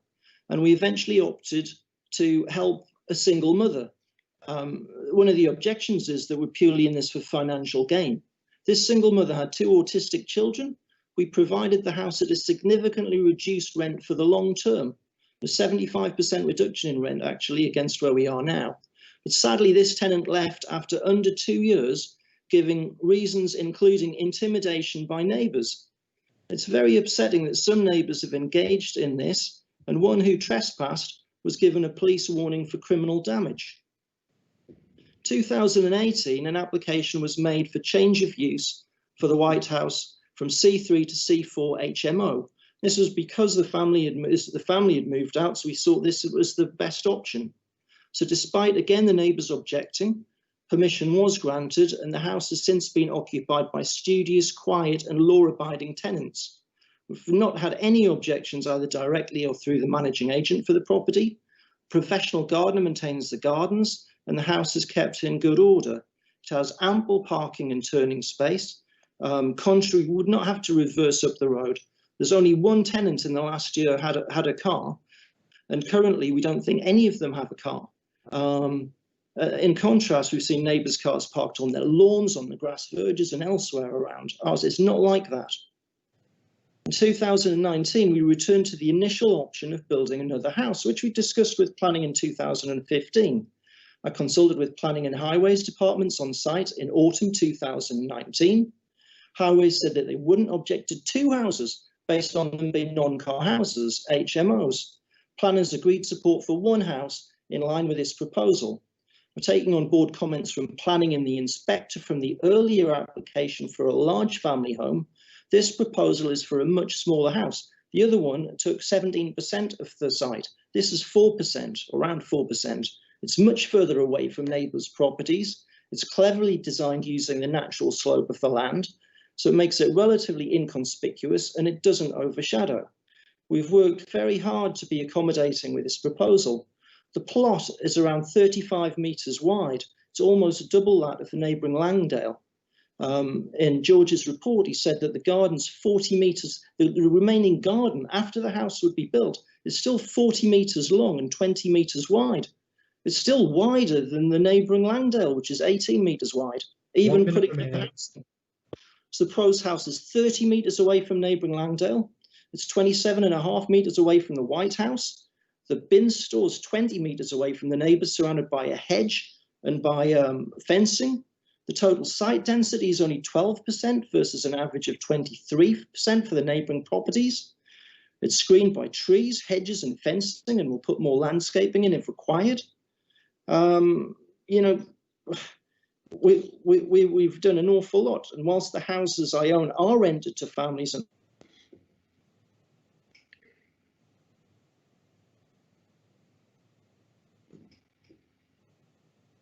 services can attest to this. Oh. Mr. Stevenson, I'm not sure whether you realise, but we lost the last few seconds of your presentation then. I think you still are within the time. So if you just want to go over the last few sentences of your presentation. Hello. Hello, Mr. Stevenson. Hello. Sorry. Oh, hello. Are you there? Yes. Yes. Well, this is the chair speaking to you. I wanted to make you aware that the committee lost the last few sentences of your presentation, and you are still within the time limit. So if you want to reiterate what you wanted to say there. Could I ask, Chair, could I have some extra time given the interruption as well early on in the presentation? I think actually the interruption was very minimal. The interruption was very minimal. Sorry, are you speaking over what I'm trying to say? I'm not. I'm not. Somebody else. Everybody else's microphone's on mute. Am I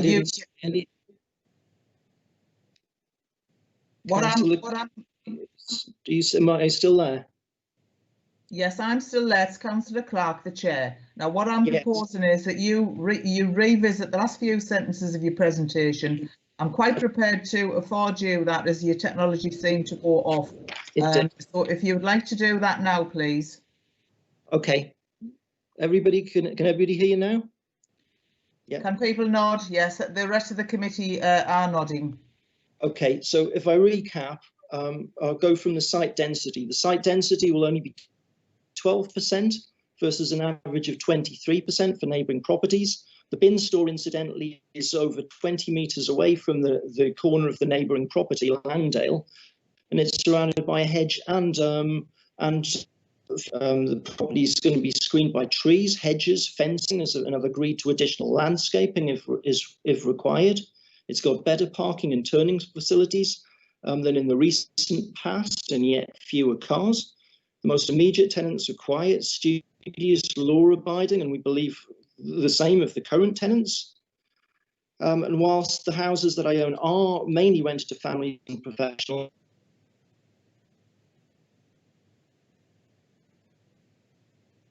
attest to this. The list is recommended for approval by the council officers. We're confident we're applying for a development which should be approved by the council. And we hope that with the details and background provided, that members will give their approval.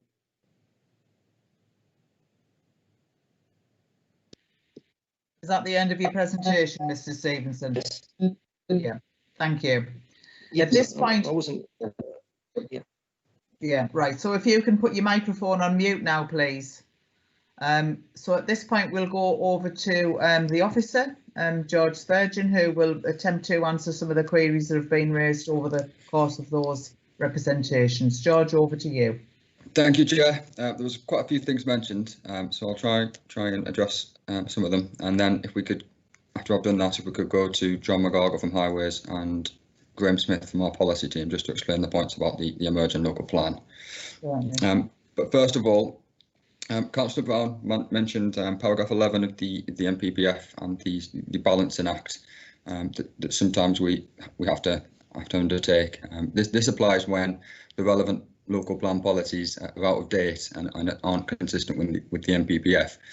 In this case, the local plan policies, although the local plan itself is out of date, the policies are still consistent with the NPPF, and so paragraph 11 isn't engaged, so we don't have to weigh the benefits of the proposal against any adverse impacts.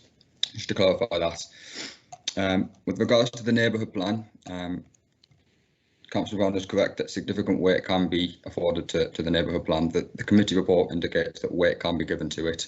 However, as you correctly stated, as the inspector's report has been received and a decision statement issued by the council confirming that the plan can proceed to referendum, significant weight can be afforded to policies S1, H3, T1 and T3 of the Durham City Neighbourhood Plan. A couple of objectors did mention the 2016 application. I would like to point out that this application was very different to the application that we're presenting in front of the committee today. This application was for the demolition of the White House and the erection of a replacement dwelling. Now, this dwelling was of a scale that was considerably larger than the one that's proposed in this application. It was, as we can see, that the proposed dwelling in this application is actually single story when you view it from the east. The 2016 application proposed a dwelling that had 9 bedrooms.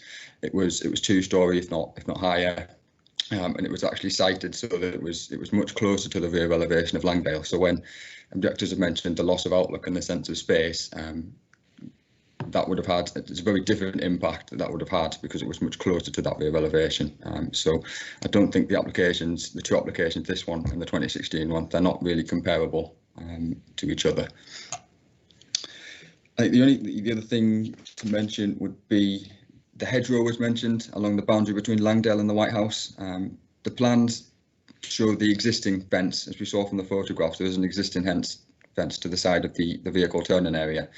No changes are proposed to that hedge. The hedge is not proposed to be removed. The plans do sort of suggest that some of the hedge might be impacted, but it's the same on the existing and the proposed plan. So it's not the case that the hedge is going to be removed or affected in any way. In terms of, I think, the difference between this application and the application we refused, and the difference between the 2 houses and the 1 houses, it has been mentioned by objectors, and I think it's right that we try and clarify that a little bit. In terms of the backland issue and the character of the area, 2 houses would result in the complete loss of the elongated shape of the garden. I don't have the plans to hand, but the second dwelling was located to the side of the proposed dwelling in this application. Essentially, the dwelling has just been removed from this application, so that elongated shape would have been lost completely.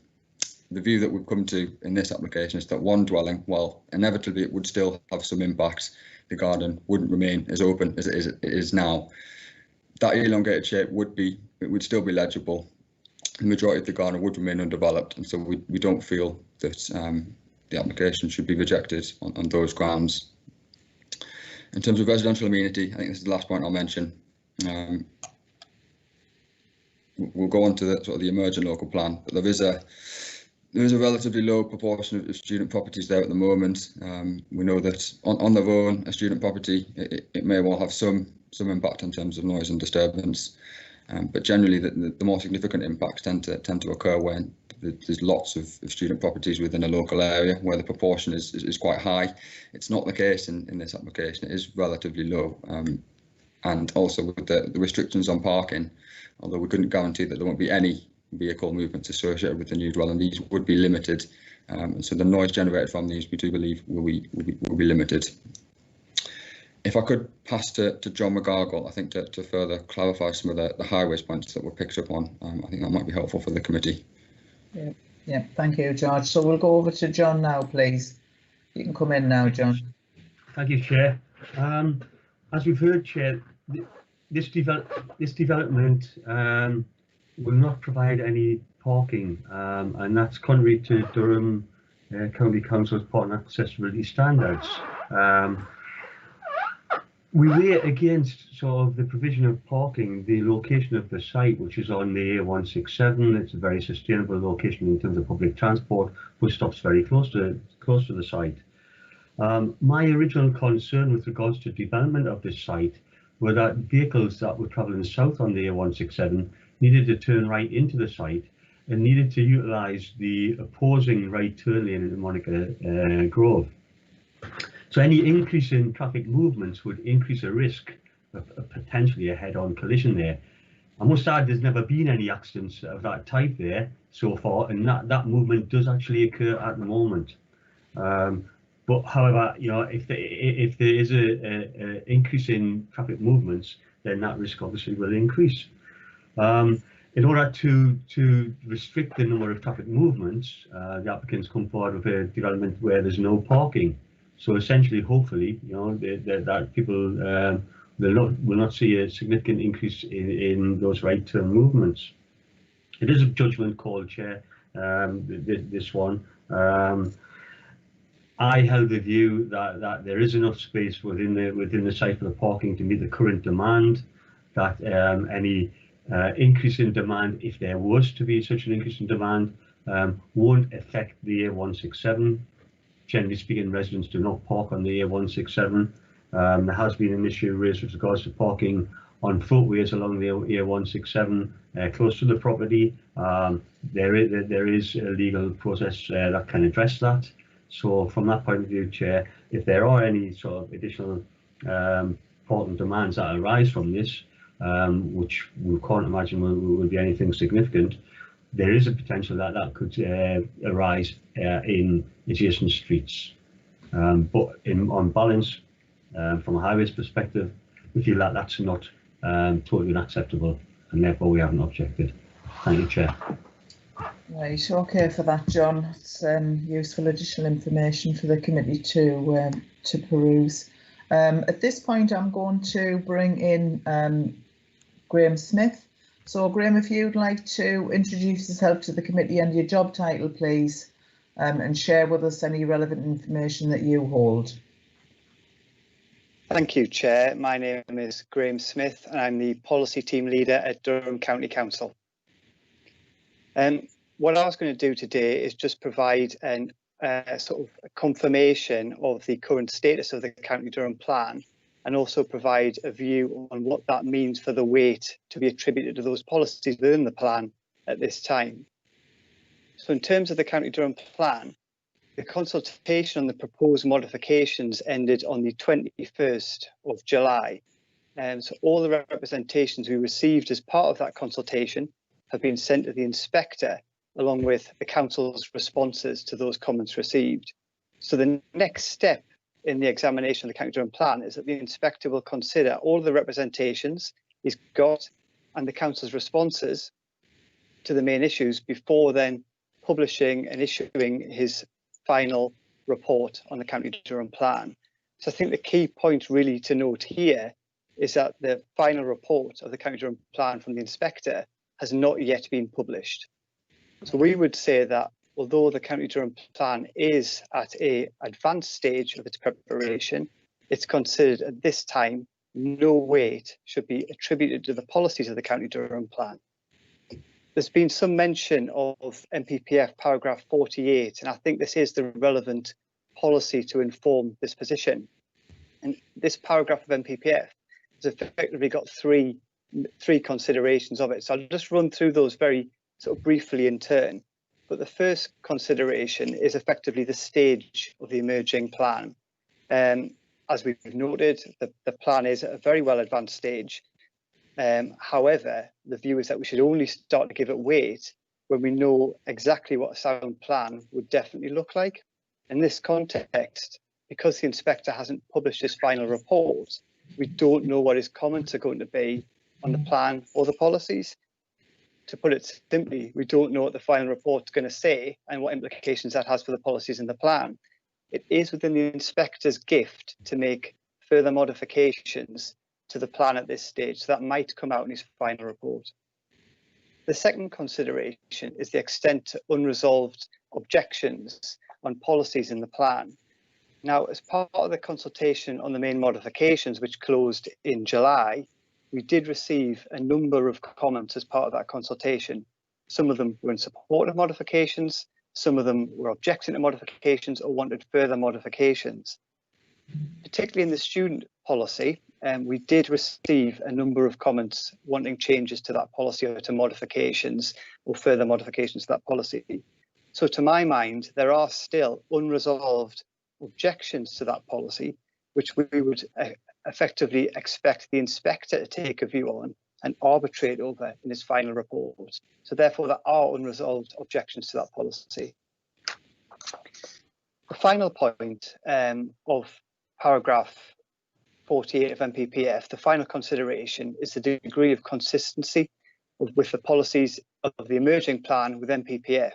Now again, I think this is something that the inspector will ultimately determine in his report, and we'll have a sort of firm view on that in the final report. So for these reasons, it's my view that no weight should be attributed to the emerging County Durham plan in the determination of this application.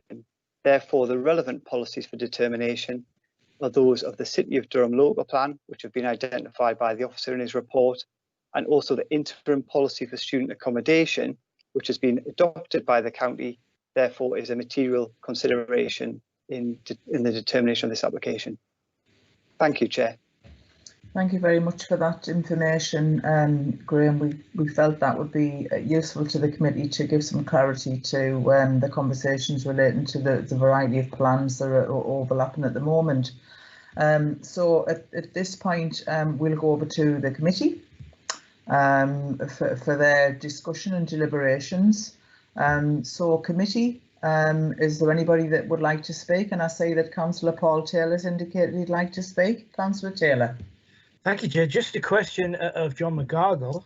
There are 5 bedrooms. If we had 5 vehicles come there, are we able to control that, John? John? Chair, there's no parking controls in the vicinity, this locality. It's outside the city's parking control zone. So in effect, if there were 5 vehicles there that arrived for this development, they would have to seek legal parking places elsewhere within the locality. Right, Zabansi question, Councillor Taylor. Yeah. No, I think another question was answered there. Yeah. If students turned up with their own vehicles, intent on having a vehicle on site, do we have any powers to stop them doing that? John, would you like to come in there?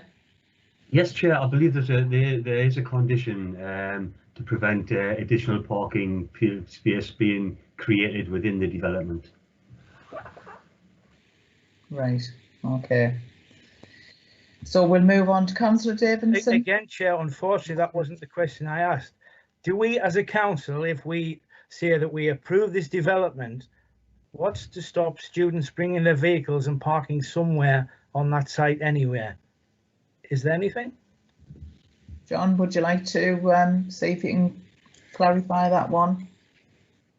Yes, Chair. As I've said, I believe that the layout of the site is such that the applicant can't create any further parking spaces within the site, and there is a condition to secure that. Could I come in on that? I think reading between the lines, what I'm hearing from Councillor Taylor is it's not about what's permitted on the site. It's about if they turn up and park on extra land that isn't designated as parking. You know, and anywhere that's green land. Now, would you say that would then go over to, you know, our local neighbourhood warden teams and that sort of avenue to redress that? Chair, I believe as part of the development application, there is fencing to prevent the parking outside the designated areas on the site. I think George Spurgeon may be able to sort of confirm that, Chair. Is George, you want to come in with that? Yes, please, Chair. The report does mention, I think, 3 conditions to sort of try and address, I think, the problem raised by Councillor Taylor. So condition 7 in the report does reference the fence around the existing parking areas. So the fence is proposed to be erected around the parking areas and between sort of the front lawn of what would become the new dwelling. The idea behind this is to prevent a car from just carrying on from the existing area of hard standing and parking that car on the front lawn of what would be the new dwelling. We're also recommending a condition 8, which removes the permitted development rights for the creation of areas of new hard standing, so that in effect a new parking area couldn't be created within the application site. And finally, condition 15, I'll read it out. It states, no vehicles shall be parked within the curtilage of the dwelling hereby approved at any time. So that is quite clear when it says the application site cannot be used for parking. Thank you, Chair. Thank you, George. So I think listen to those additional pieces of information. It's clear what the intention is from our side on agreeing the planning application. It would be whether or not the residents abided by that in the course of time, but we wouldn't know at this particular point. Are you okay with that, Councillor Taylor? Councillor Taylor? Yeah, I think we've got to the crux of what you were trying to get at with that query.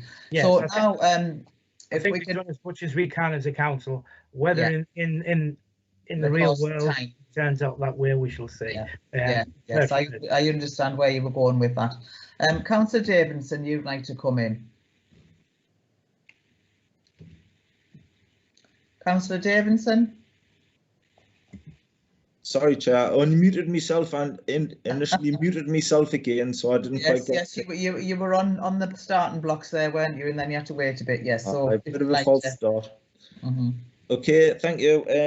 On the where we're at, on the conditions, number 4 mentions details of bin stores, but from what the applicant said and what the officer said, that seems like we know where the bin stores are going to be, etc. So I'm just wondering what additional things we need about bin stores. That's number 1. And number 2, if you scroll down to the conditions in number 14, well, as Councillor Liz Brown and myself had a discussion before that we've both got the same interest in every application, which is a construction management plan. This one doesn't seem to have much of a construction management plan, especially seeing that that residents and objectors and I would have thought how many people that drive along the A167 each day are going to be perhaps impacted by this. So all we've got here is just hours of work. So I'm wondering, do we not need things like, please ask all the construction traffic to turn left or something, rather than try to turn right against the traffic and all that type of thing? Maybe John McGall will be able to help us. We might not be able to put that in, I don't know, but that would seem something sensible, because that the road that we're talking about is really small, and having to pull onto that major road. So do we not need a more robust management plan as well? Because obviously the development's going to be near existing properties and things if it gets approved. So I'm just wondering if we can, if I can have a bit of comment on that as well, please. Before we go over to John for that second query, Mark, could you be a little bit more specific about what you meant about the bins, please? Because I'm going to go to George with that, but I think you might need you to be a little bit more specific about information you're looking for around the bins. Yeah, that's not a bother, Chair. On number 4, it says prior to the first occupation of the development, details of bin stores shall be submitted and approved, blah, blah, blah. But just from the way the applicant was talking and from the way that George was talking before, saying that the bin stores are going to be X number of meters away from the existing properties and things like that, it seems like that's already been sorted out. So I'm just wondering what we're actually waiting for. We're actually waiting for the materials that it's going to be made out of, the height of it, whatever. Do you know what I mean? That was the thing I was confused about, because it seemed like we already knew the information that we're asking about in number 4 here. Thank you. Yeah, no, thank you for that, Mark. George, can you just comment on that, and then we'll go over to John for the other issues. Yes, thank you, Chair. Yeah, so the proposed site plan does indicate the position of the bin enclosure. However, no details have been provided, as Councillor Dermington has suggested, in terms of the height and the materials. I know one of the objectors did mention odour, whether that helps to have it enclosed a bit more, but the plan does state that it's an enclosure. So I felt that it was right that we had a little bit more details and a bit more information about what that would actually look like. In terms of the construction management plan, a little bit, if members feel that's necessary, again, that's something that we can add a condition on relating to sort of parking, unloading of materials. John will be able to comment on sort of the necessities of the access in terms of the turning left and turning right that Councillor Dermington was mentioning. But it is something that we can put on if members felt that was necessary. Yeah, okay. John, do you want to add anything to that comments about the construction management plan? I'm certainly happy to see a construction management plan, Chair, if people want to see one. Didn't feel it's absolutely necessary given the scale of development and the likely numbers of deliveries to the site. Don't see that they're going to have a significant impact. We do have HGV delivery traffic turning across the A167 at various points anyway. So, during the construction period, there may be a few more vehicles doing that. As I said, if committee want that construction management plan, I'm quite happy to see that be done. Right. Okay. So, Councillor Bev Colt, you've indicated you'd like to speak. Would you like to come in now, Bev? Yes, thank you, Chair. Councillor Bev Cole, Eshen Witten Ward. I would just like to echo what Councillor Davidson said, to be honest, Chair, with regards to the construction programme. That piece of road is extremely busy. It's very close to Durham Johnson School and we know it's utilised heavily. I've got huge concerns if there isn't a construction programme in place that we could potentially have HGV deliveries.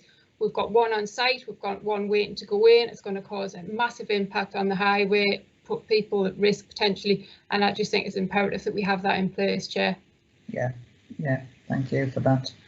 Would any other members of the committee like to contribute to the debate or ask any questions?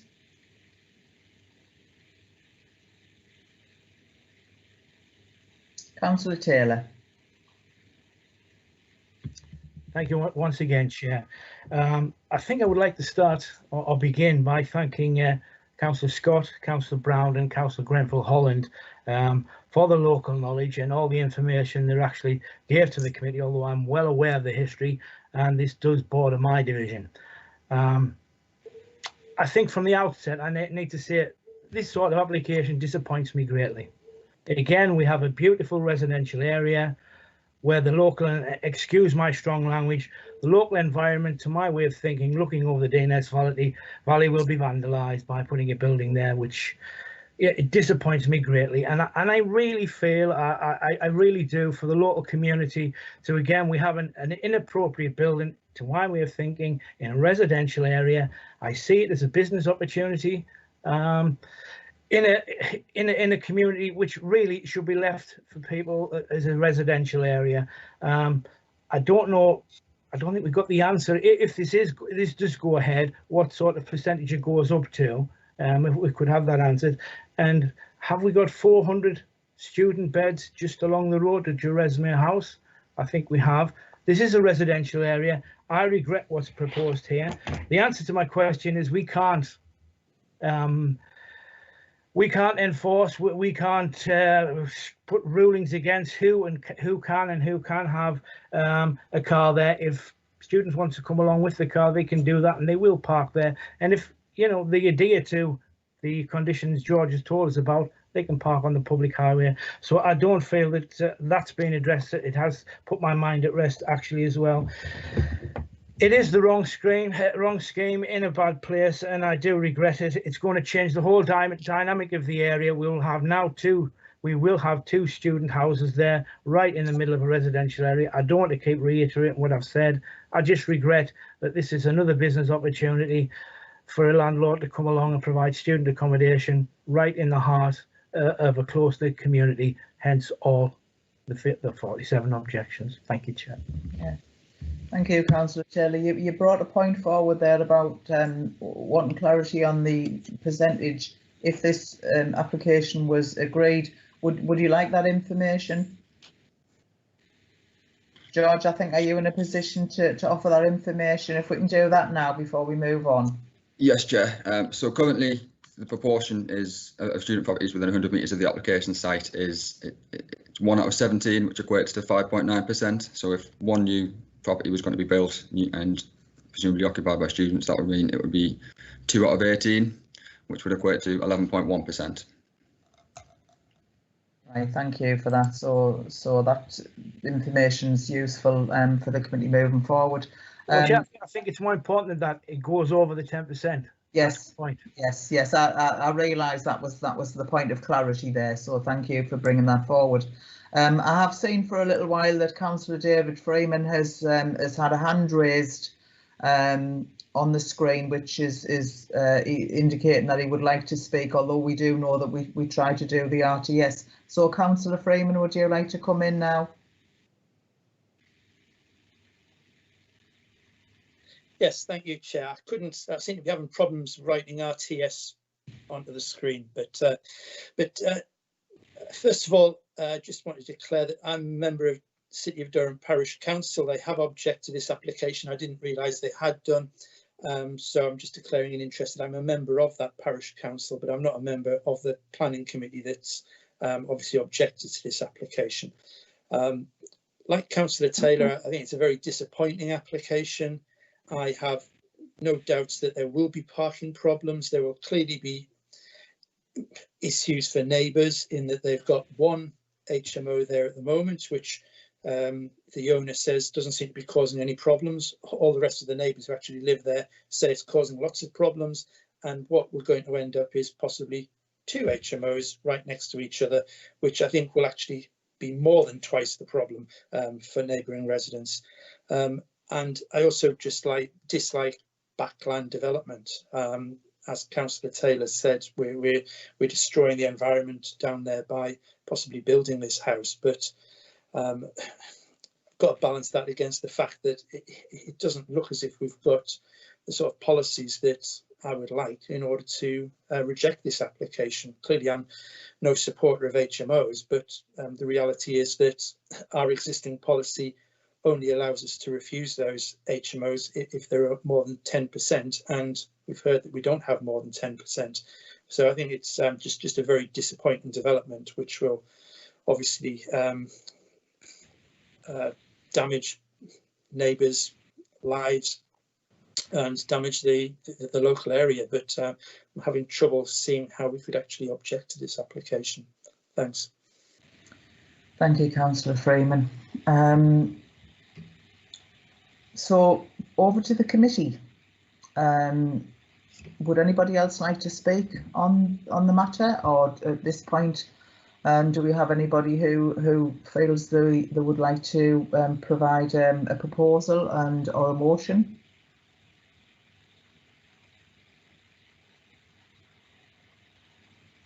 Councillor Davidson. Thanks, Chair. You know, I can't sit on my hands for long. With the submission of a construction management plan to try and make sure that the residents aren't very effective during the construction, move that we accept the officer's recommendation, please, Chair. Thank you, Councillor Davidson. Do any of the members of the committee wish to second that proposal?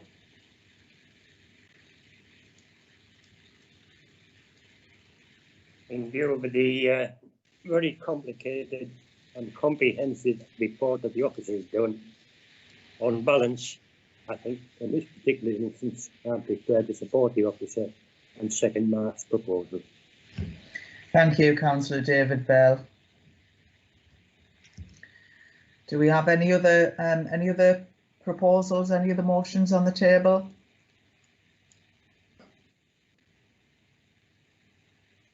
No, nobody indicating an alternative proposal. So with that, we need to go to the vote, and similarly to the other agenda item, I'm now going to move over to Neil Carter, who will go through the wishes of each member individually to record the vote. So Neil, can I bring you in now, please? Thank you, Chair. So as before, members, I'll run through your names in alphabetical order and ask you to indicate whether you're for or against the motion, or if you're abstaining, if you could make that known. So this is the vote on the motion to approve the application in accordance with the officer's recommendation, subject to an additional condition to require a construction management plan. So I'll start with Councillor David Brown. Support the motion. Thank you. Next, Councillor Bev Coult. I'm against it, Chair. Okay. Councillor Mark Davidson. For. Councillor David Freeman. Councillor Freeman, I think you were muted there, so I didn't hear. Sorry, against. Okay. Councillor Karen Hawley. Against. Councillor Sarah Iveson. For.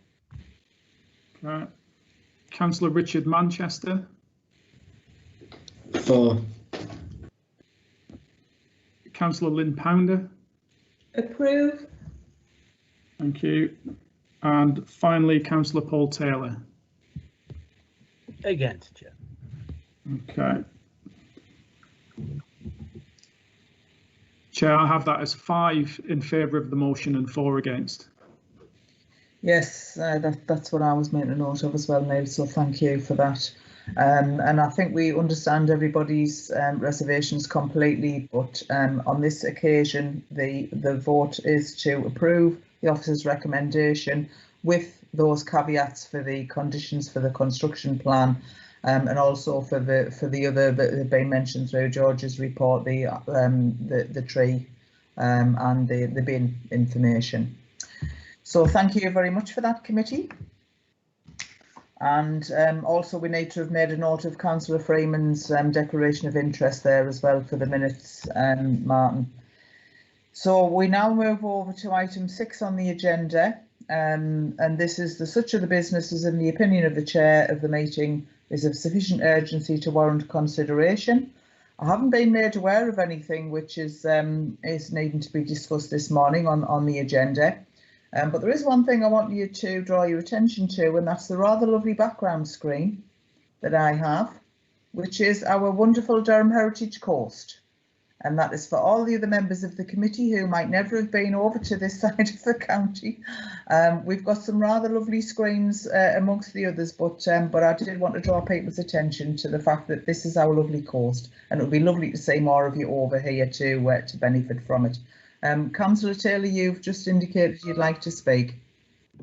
I did, Chair, just after we finished the debate, because could I just have it logged that I am quite concerned that this came to committee without a management plan.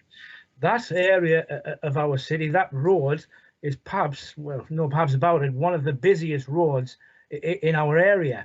It is fraught with danger, turning in either directions, and to come to committee without a management plan concerns me greatly, for all the reasons that the people have stated within the debate. So if I could have that noted, please. I'm a little perplexed, well, I'm very perplexed why we haven't got a management plan or didn't have one. Thank you. No, that's no problem at all, because that's a traffic management plan. Sorry. Yes. I think we would all concur with your comments there, Councillor Taylor.